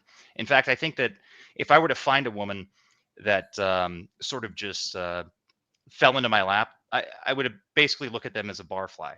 I wouldn't see it as Okay, so You don't you feel like want you deserve you it, want you a just- gold digger? I see. Yeah. no, you're Doesn't retarded. sound like sound like a virtuous woman. Like Do you feel like you're retarded. At this point in time? Can you not take care of a family? Do you not have the resources? What to does raise a that? It's a family? non sequitur, bro. It's a complete and total non sequitur. It's Richie, it- are you it's not irrelevant. at a point right saying- now where you could he's raise a few saying that the kids? You reason don't have he that money can't yet. find a Because if woman- that's the argument, then we don't have a disagreement. If you're saying, "Hey, listen, man, I don't have any money right now and I can't raise a family," then I'll say, "Okay, fair enough." But if your whole point is that, my argument is that I haven't been able to find a virtuous woman that's fertile, particularly in my area, which is Because- whatever. It's not but And it that's seems like fine. the That's main got thing nothing that to you do think with is going money. to help you with that is making more money.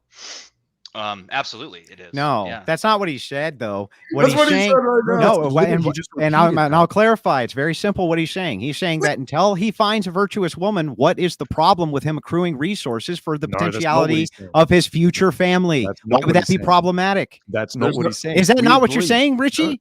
No, it's not what he's saying. No, effectively yes. Like if I found a virtuous woman Oh, now yes. that was All right. if I found a virtuous says woman virtuous. now that was working and like was into me and whatever, like we could make a jive. great. And we'll start Richie, building but she would be a family barfly together. if she fell But into your lap. I want Let me her, ask you this, I want her to have the opinion that she's going to be a stay-at-home mother. She's going to multiply.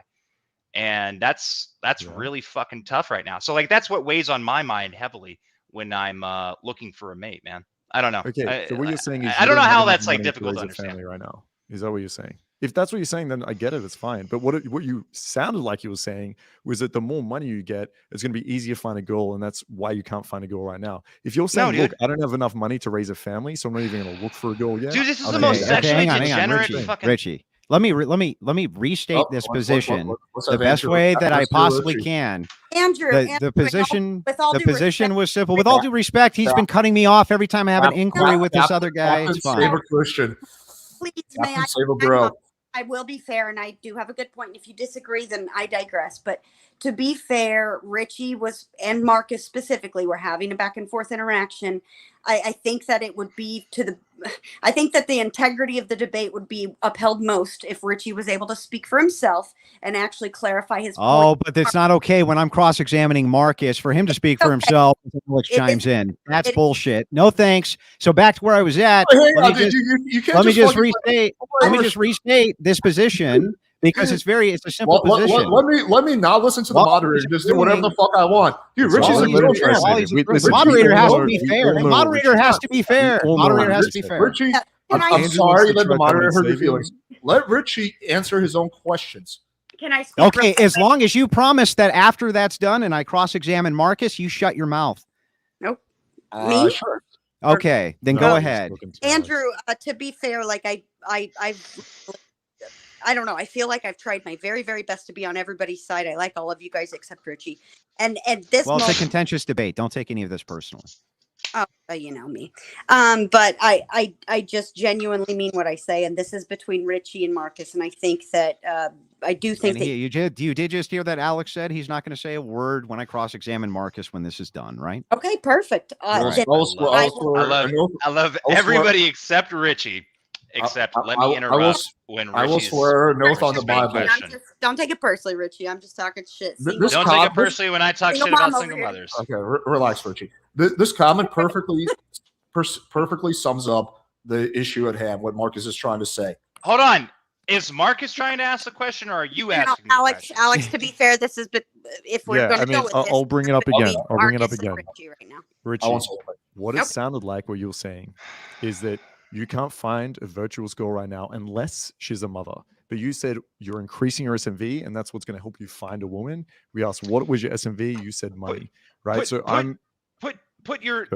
my SMV obviously isn't just money. I mean, I've like run circles around you guys logically. Like, I'm obviously intelligent. I'm obviously better looking than both of you combined. Actually, if you combine your looks both are decreasing. That's my point. They're not increasing. If you put your looks combined, you might actually be an uglier person. Richie, you're such a Why are you putting in, Alex? I'm also Alex, funny. why are you butting Alex, in? could you we just had the moderator interject. Oh, okay. Well, then if that's the case, then he just threw the rules off, Mod. So let me restate his position again. So then I'm just going to talk over you, and then it's going to be a total shit show. So well, then, I mean, we'll do that because you don't want your boy cross-examined by me, Alex. You know it. I don't care if cross-examined. It was just funny. He said that he referenced me. He said that he's better looking than me, and I'm making a joke saying that agrees to the ground rules, breaks him immediately. Genius, Alex. Great look, bro. To be fair, he was making a humorous comment. He wasn't coming in to save anyone. You guys go at it. Let him do it.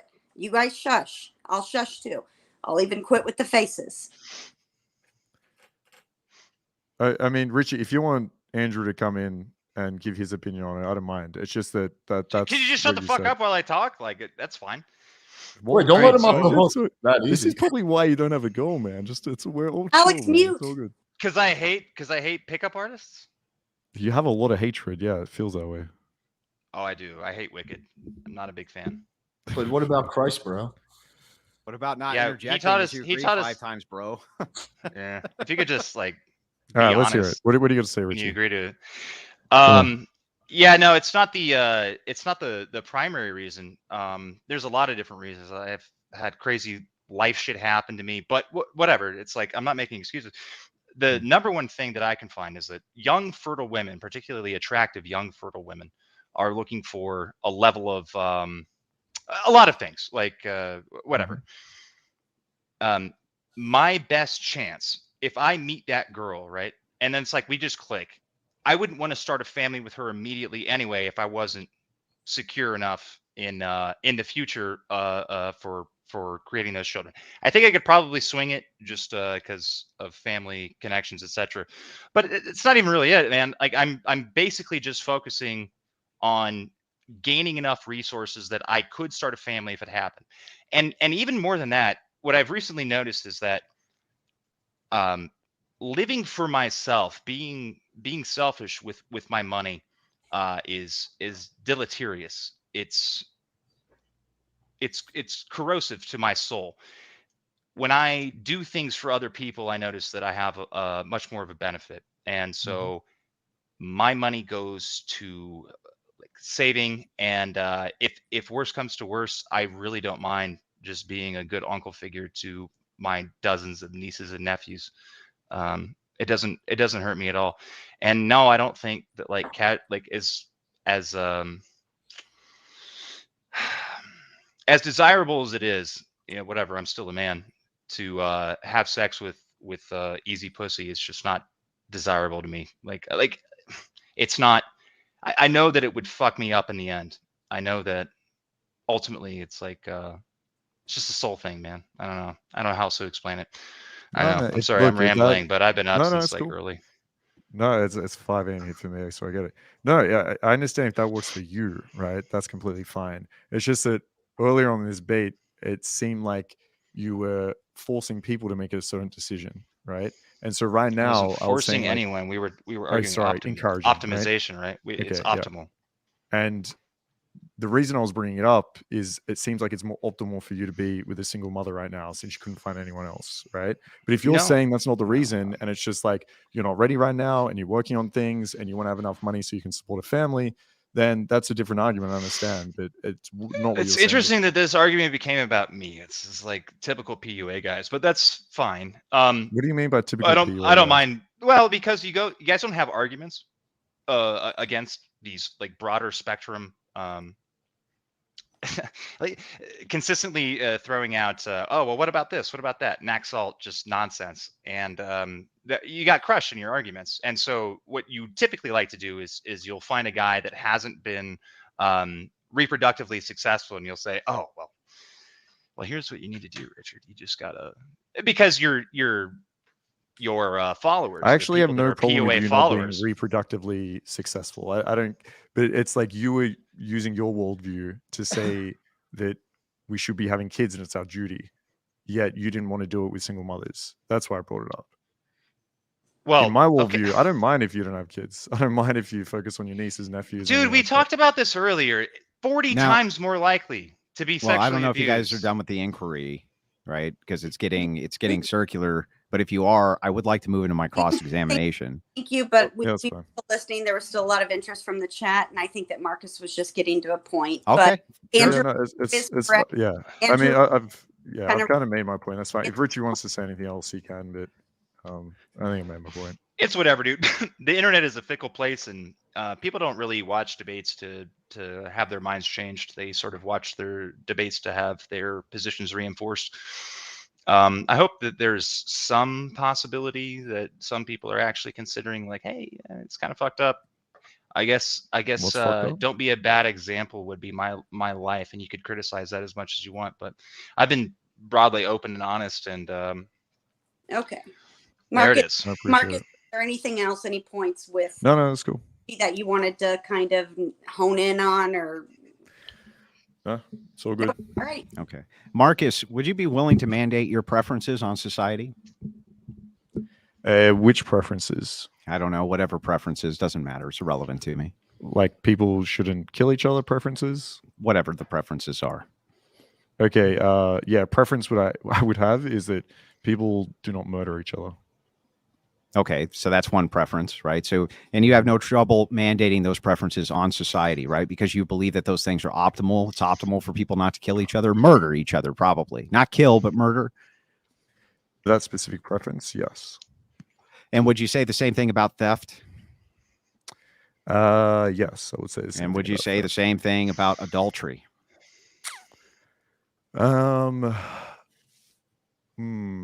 Probably. I mean, Probably. probably. All right, right. So, and why would adultery be At bad? different levels, right? So, Yeah. if I wouldn't punish anyone in terms of they should go to prison, if that's what you're asking. Okay, so then you're I not would willing to personally enforce your say- preference. I would personally say no. I wouldn't enforce that preference. That's correct. Mhm.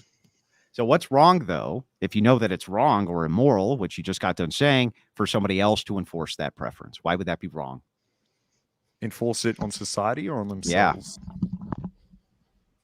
Enforce it on society. That if you're an adulterer, you go to jail. Why would that be wrong or immoral or bad? Because in my worldview, I think there are going to be things that are optimal that we shouldn't punish, or that aren't optimal that we shouldn't punish.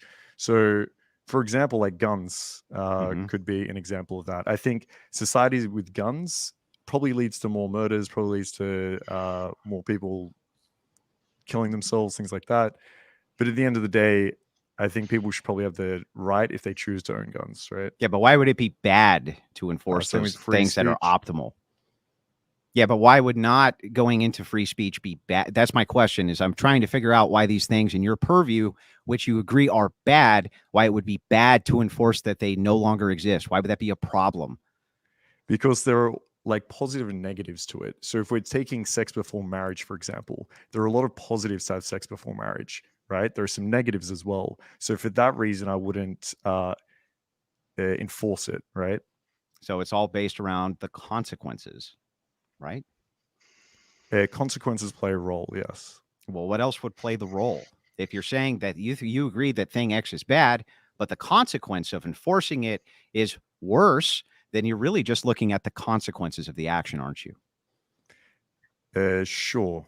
Yeah. So if that's the case and consequences are what matter the most for you, then if it can be But there are demonstrated to you, just to be clear, there are consequences personally, there are consequences by yeah, I get it. community-based, there are I consequences understand. everywhere. I understand. Right? So if Yeah. whatever those criteria were, that it was proven to you that these things were bad within the purview of all of those different small nuanced criteria, that the outcomes were still bad, then you should advocate to enforce it, shouldn't you? No, because I think, for example, like fatty foods, or like fast foods, like let's pick McDonald's or something.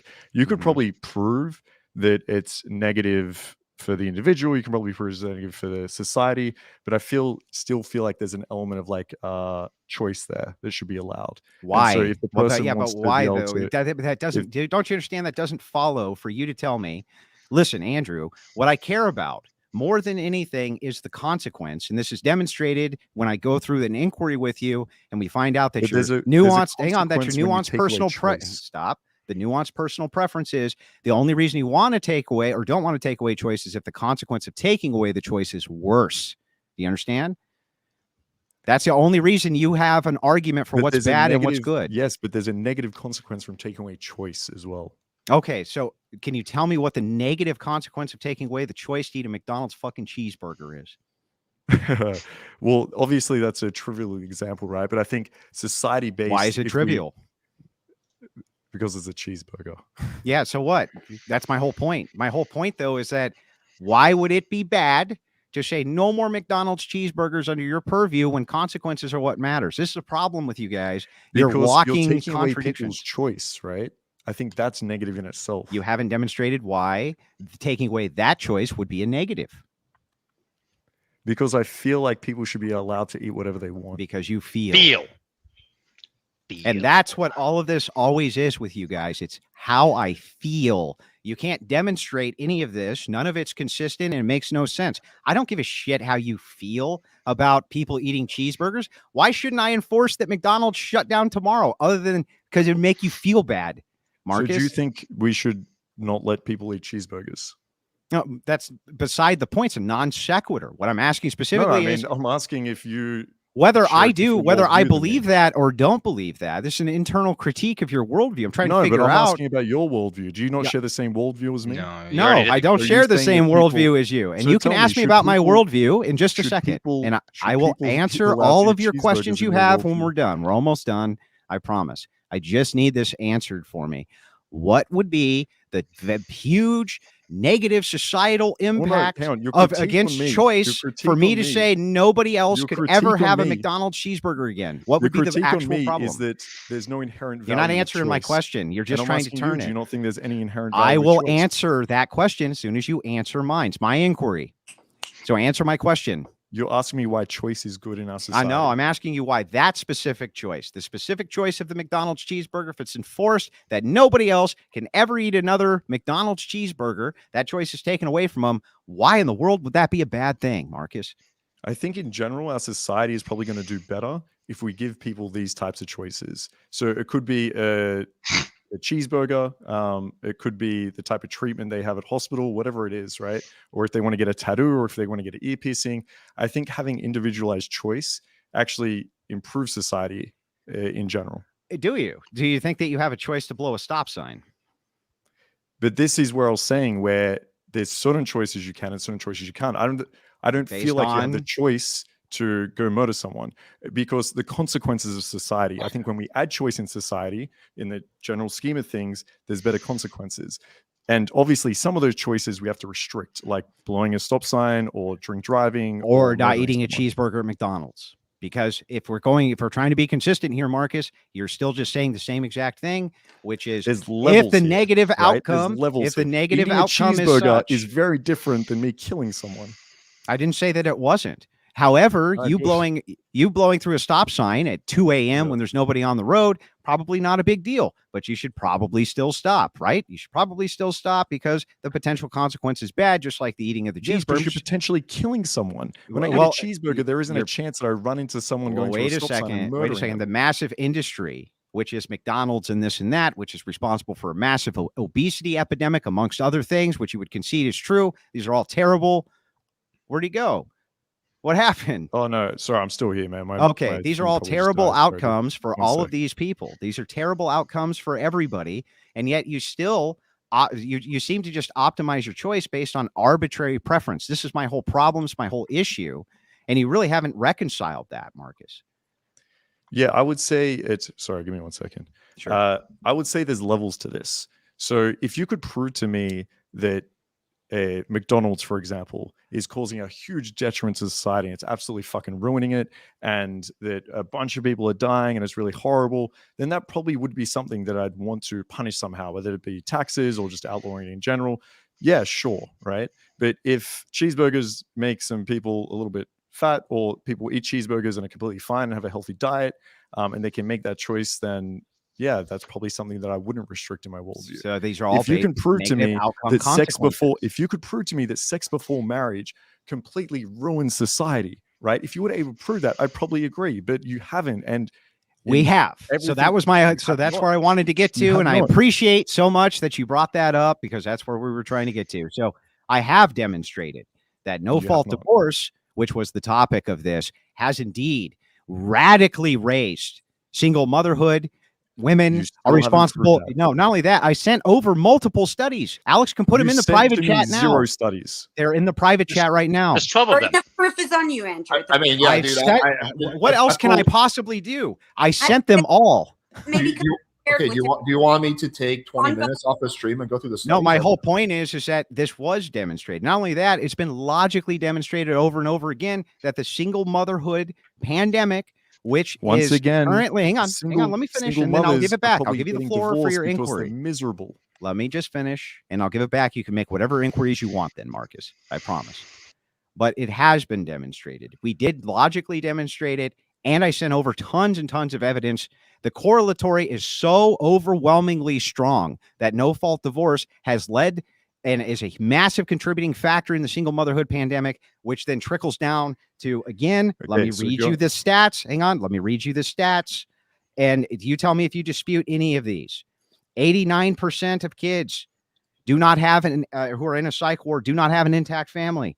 Fatherless homes. 90% of homeless kids, fatherless home. 85% behavioral disorder, fatherless home. 70% of kids in juvenile hall, fatherless home. 71% of teens. No, don't say nothing. Let me finish. And then again, I said you can have the whole floor. You can have the floor. 71% of teens in rehab facilities, fatherless home. Single motherhood, obviously, there is no dispute that single motherhood is the cause of these problems without the intact family. You can't even dispute that. It's impossible. There's no Crazy. dispute because It is- Andrew says no, there's no dispute. Got it. Let me just answer this. It is crazy because if you have an intact family, they're probably going to be more happy, more well put together, and have better outcomes. If you have a single mother, there's probably divorced for a reason.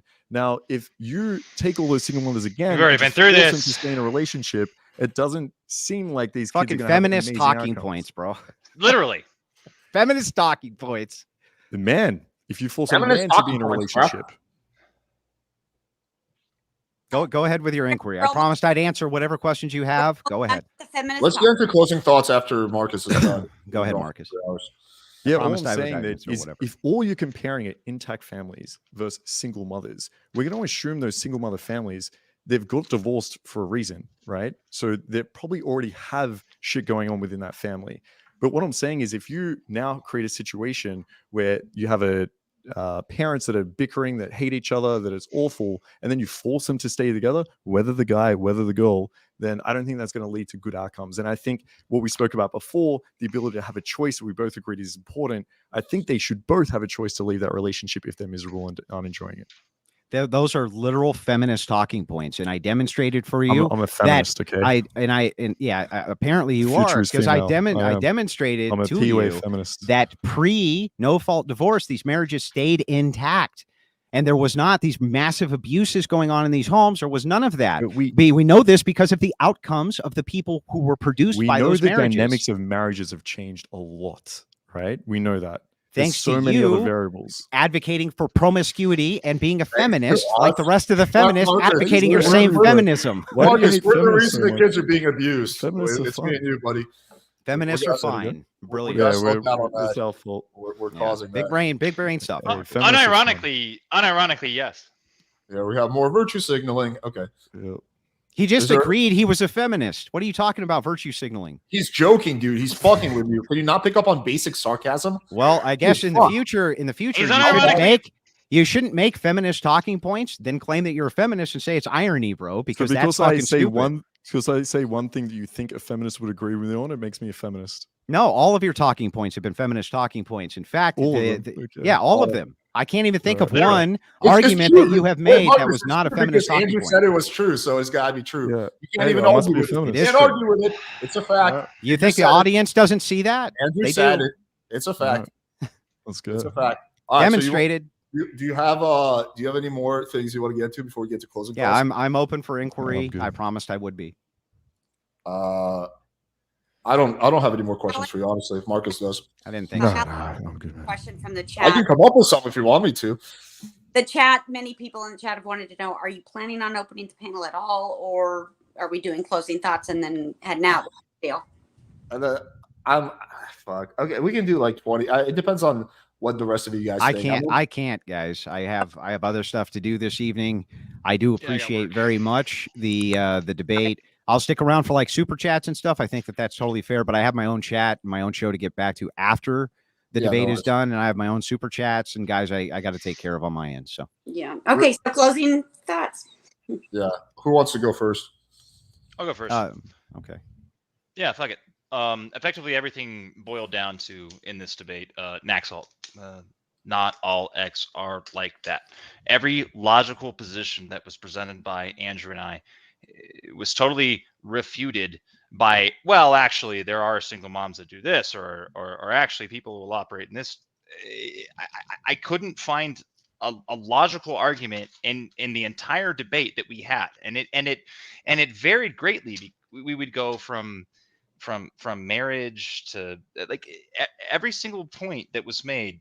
It was always a pivot, and then okay, so when I brought up single mothers having children that were 40% more likely to be physically or sexually abused, it was all just sort of hand waving. Well, I know single mothers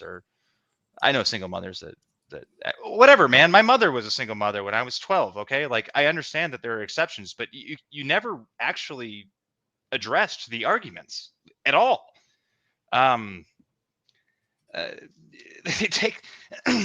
You took no responsibility for the negative repercussions of your actions, because truthfully, down to your core, everything is an excuse in your, and I know that you don't perceive it this way, but this is how I perceive your arguments. Everything is an excuse for your hedonism. Everything is basically around how much pleasure can I get out of things. It has no serious purpose. You have no serious like pillars or foundation for the way that you think that you do outside of literally your physical feeling. Even down to Marcus talking about, oh, well, I need to have a, oh, well, sex is great. Good sex is good. Even to the point where like I can't actually get married to a woman if we don't have sexual compatibility. But then he would sort of like make this like woo excuse of like, oh, well, cuddling on the pillow and then like we touch each other's hair and scratch it, feels good. Even that, which sounds good to a woman, by the way, particularly a young woman, that is like, oh, he really cares about me. And it does feel good. Don't get me wrong. Like I understand like that connection between men and women. It does feel good, but it's like, it's still just pleasure. There's nothing there. Like there's no morality. It's literally just pleasure. Hedonism. That's it. Thank you, Richie. Can I go next? Of course. All right. So the debate strategy with Andrew and Rich is basically, I have a grounding from my worldview. So I'm right. That's the common argument I hear over and over and over. Cut out. You did. I didn't know if it was just me. No, it was God, actually. God cut you out. I'm sure it was. Okay, anyway, so the debate strategy with Andrew and Richie is basically, I have a grounding for my worldview based on a 2,000-year-old book filled with fiction, and you don't, so I'm right. Also, the level of hypocrisy and virtue signaling here was off the charts. We have a guy who accuses Marcus of being primarily obsessed with pleasure, who chain smokes and drinks, who says that premarital sex is bad, who had premarital sex with his wife, allegedly other women. Then we have a guy who believes marriage is one of the most important things, yet he has been single for 4 years. He says he wants a virtuous woman, yet the main thing he believes will help him with that is making more money. You guys the hypocrisy, you literally can't make this shit up. But I will give props to both Andrew and Richie for coming on. It was a fun discussion, and I enjoyed having it. I'd like Andrew to go next. That way we have one from one side, back and forth. Is that okay with you, Andrew? Sure. Okay. Yeah, so this is absolutely hilarious. We didn't talk about our groundation belief at all until it was brought up to us. All I did was a basic internal critique on this guy's worldview and what he thought about things. And we found that most of this is feminist style talking points. I didn't talk about grounding Christian ethics. I didn't talk about any of that. That was brought up by my opponent. In fact, I was happy to keep it within whatever purview he wanted. And when they requested we move on, I was happy to do that too. That's all cope bullshit. That's one. Second, as we walk through this, try to understand that they demanded data. We handed them data. Still wasn't good enough. They demanded logical arguments. We gave them logical arguments. Still wasn't good enough. They tried to convince us that that they're going out and having sex with tons and tons of skanks. Marcus says because he wanted a physical connection with a woman, to look into her eyes, to gaze into, to have an emotional connection, had nothing. The sex, that was like that, that's not even really a priority. It's not even really a big deal for him. That's like secondary bull fucking shit. That's three. Now, moving on from there, when we get into Marx's worldview, makes no sense. He's a consequentialist. He's absolutely not consistent with any of the things that he says, with things that he advocates for. Makes no sense whatsoever. Also, for anybody to challenge that no-fault divorce, a thing which we have tons of data on. I mean, it's astronomical and overwhelming, the data we have on single moms and no-fault divorce, and to challenge that with a feminist talking point of, but some women might be getting mistreated in their marriage, is fucking ridiculous. We know this because we can look at the patterns before no-fault divorce, and this was not happening. They weren't being abused. They weren't being beaten up. None of that shit was going on any more than it is now. And the outcomes for the children were far better. They couldn't refute a word of what was said. They literally couldn't refute any of it. Now, do I have a problem with Marcus? No, right? You invite me to a debate. I'm a debater. We're going to have it out. That doesn't mean I have any personal animosity towards you, Marcus. And I'm happy that you came on and had this discussion. And as with Alex, it's always a pleasure, always happy to discuss these things with you. I have no animosity towards either of you guys. However, debates are aggressive. They're brutal. We're going to get down in the dirt. And also try to remember this last thing, which is that Alex says there's massive hypocrisies on my side. I was willing to yield that there possibly could have been. So he got into his definition of hypocrisy, which changed 3 times. Not only did it change 3 times, but when I literally sat him down and said, now show me how I'm a hypocrite, all the examples he'd come up with showed that I wasn't a hypocrite. These people are fucking nuts. They don't know what the hell they're talking about. And I was glad to come in and wreck both of them handily. So anyway, thanks, guys. I appreciate that very much. All right, Marcus. All right, the hedonistic PUA feminists. This is my view. So essentially, That's a good save, Marcus. yeah, appreciate you, man. And don't worry, I love you too, Andrew. Don't worry. Yeah, essentially, just restating the point. Sex before marriage, I don't think is a problem whatsoever. I think it does allow you to cuddle, look deep into someone's eyes, and actually build a further connection. Of course, the sex is also amazing. You get to tie girls up, you get to have fun, you get to explore your kinks. But at the end of the day, you get to find out whether you're actually compatible with this girl or not. And sure, there's a big difference between fucking around quite a lot or meeting someone, getting to know them, having sex, and then if you want to get married, get married. In terms of the no-fault divorce, I was actually never shown stats. I know you sent them to Alex, but you never sent any to me. Even if divorce was to go up a little bit, I still don't think this shows that it is going to be more beneficial if you take people that fucking hate each other, a guy that can't stand this woman and just wants to get away from him, and make him stay in that relationship. It's a good thing. I'd rather give the guy a choice, or, sorry, I'm a feminist, I'd rather give the girl a choice to be able to leave. So that's my thoughts, and thanks everyone. I appreciate you all. Patriarchy all the way. Cheers. She gets no choice. They get no choice. No, I'm kidding. I'm joking. Yeah, Hey, no, They get whatever Hey, choice they get the choice that we give them. I think that's. I do want to say that, there's people in the chat saying like, "Oh, you and Andrew no longer friends." No, we're still friends. This is all just debate, whatever blood sports. I have literally no problem Yeah, whatsoever. there's no hard feelings with Alex at all, and I'm sure that we'll have future conversations where me and him will be on the same side, wrecking feminists. The one thing I'll say about the red pillars, including all of you out there in Alex's chat, I agree with 90% of the descriptive claims that you guys make. That's why I broadly consider a lot of the red pillars to be allies in the same type of conflict that I'm engaged with the progressive left and feminists. Just don't agree with their prescriptions, which is why we're kind of tangling up on a lot of those today. I find Alex to be a very thoughtful, good man. At least he's always been decent to me. I have absolutely no issues with him personally, but I'm not here to be nice to him. I'm here to kick his ass in the debate, and that's what I did. Andrew, would like to plug your channel, tell viewers where they can find you, and also, will you be streaming after this? I know you said super chats. You're going to open the panel. What's your plan? Yeah, so over on my channel, of course, I'm going to field every single super chat which came in on both YouTube and on the Dono chat side. Appreciate all the great support. Thank you again, Alex, for hosting this fine debate and inviting me. I sure hope that you continue to invite me to panels, as I'll continue to invite you to debates and panels as well. Appreciate Marcus taking the time out of his day to go through and do this. I'm just going to vet all the questions like I always do, talk to the people on my own chat, and I appreciate it very much, guys. Cool. Thanks for coming on. Marcus, do you want to plug your channel as well? Yeah, man. Ultimate Man Project. You can find out how to slay some bitches there, Richie, and also Orgasmic Bliss Coaching, where you can find out how to look lovingly into people's eyes as you have sex. Yeah, guys, check out Marcus's Cuddle channel. afterwards. He's one of the very, very few people who I will say is 100% legit. I've said this in the past. I think his cold approach is way better than mine. I think his infield is super valuable. So check it out. Definitely subscribe. It doesn't hurt to subscribe to 2 channels. So check it out. They have a lot of good content. Text game as well. Cheers. Cheers. All right, guys. Appreciate y'all. Good night. Thank you. Thank you so much. Take it easy. Let me get out of this.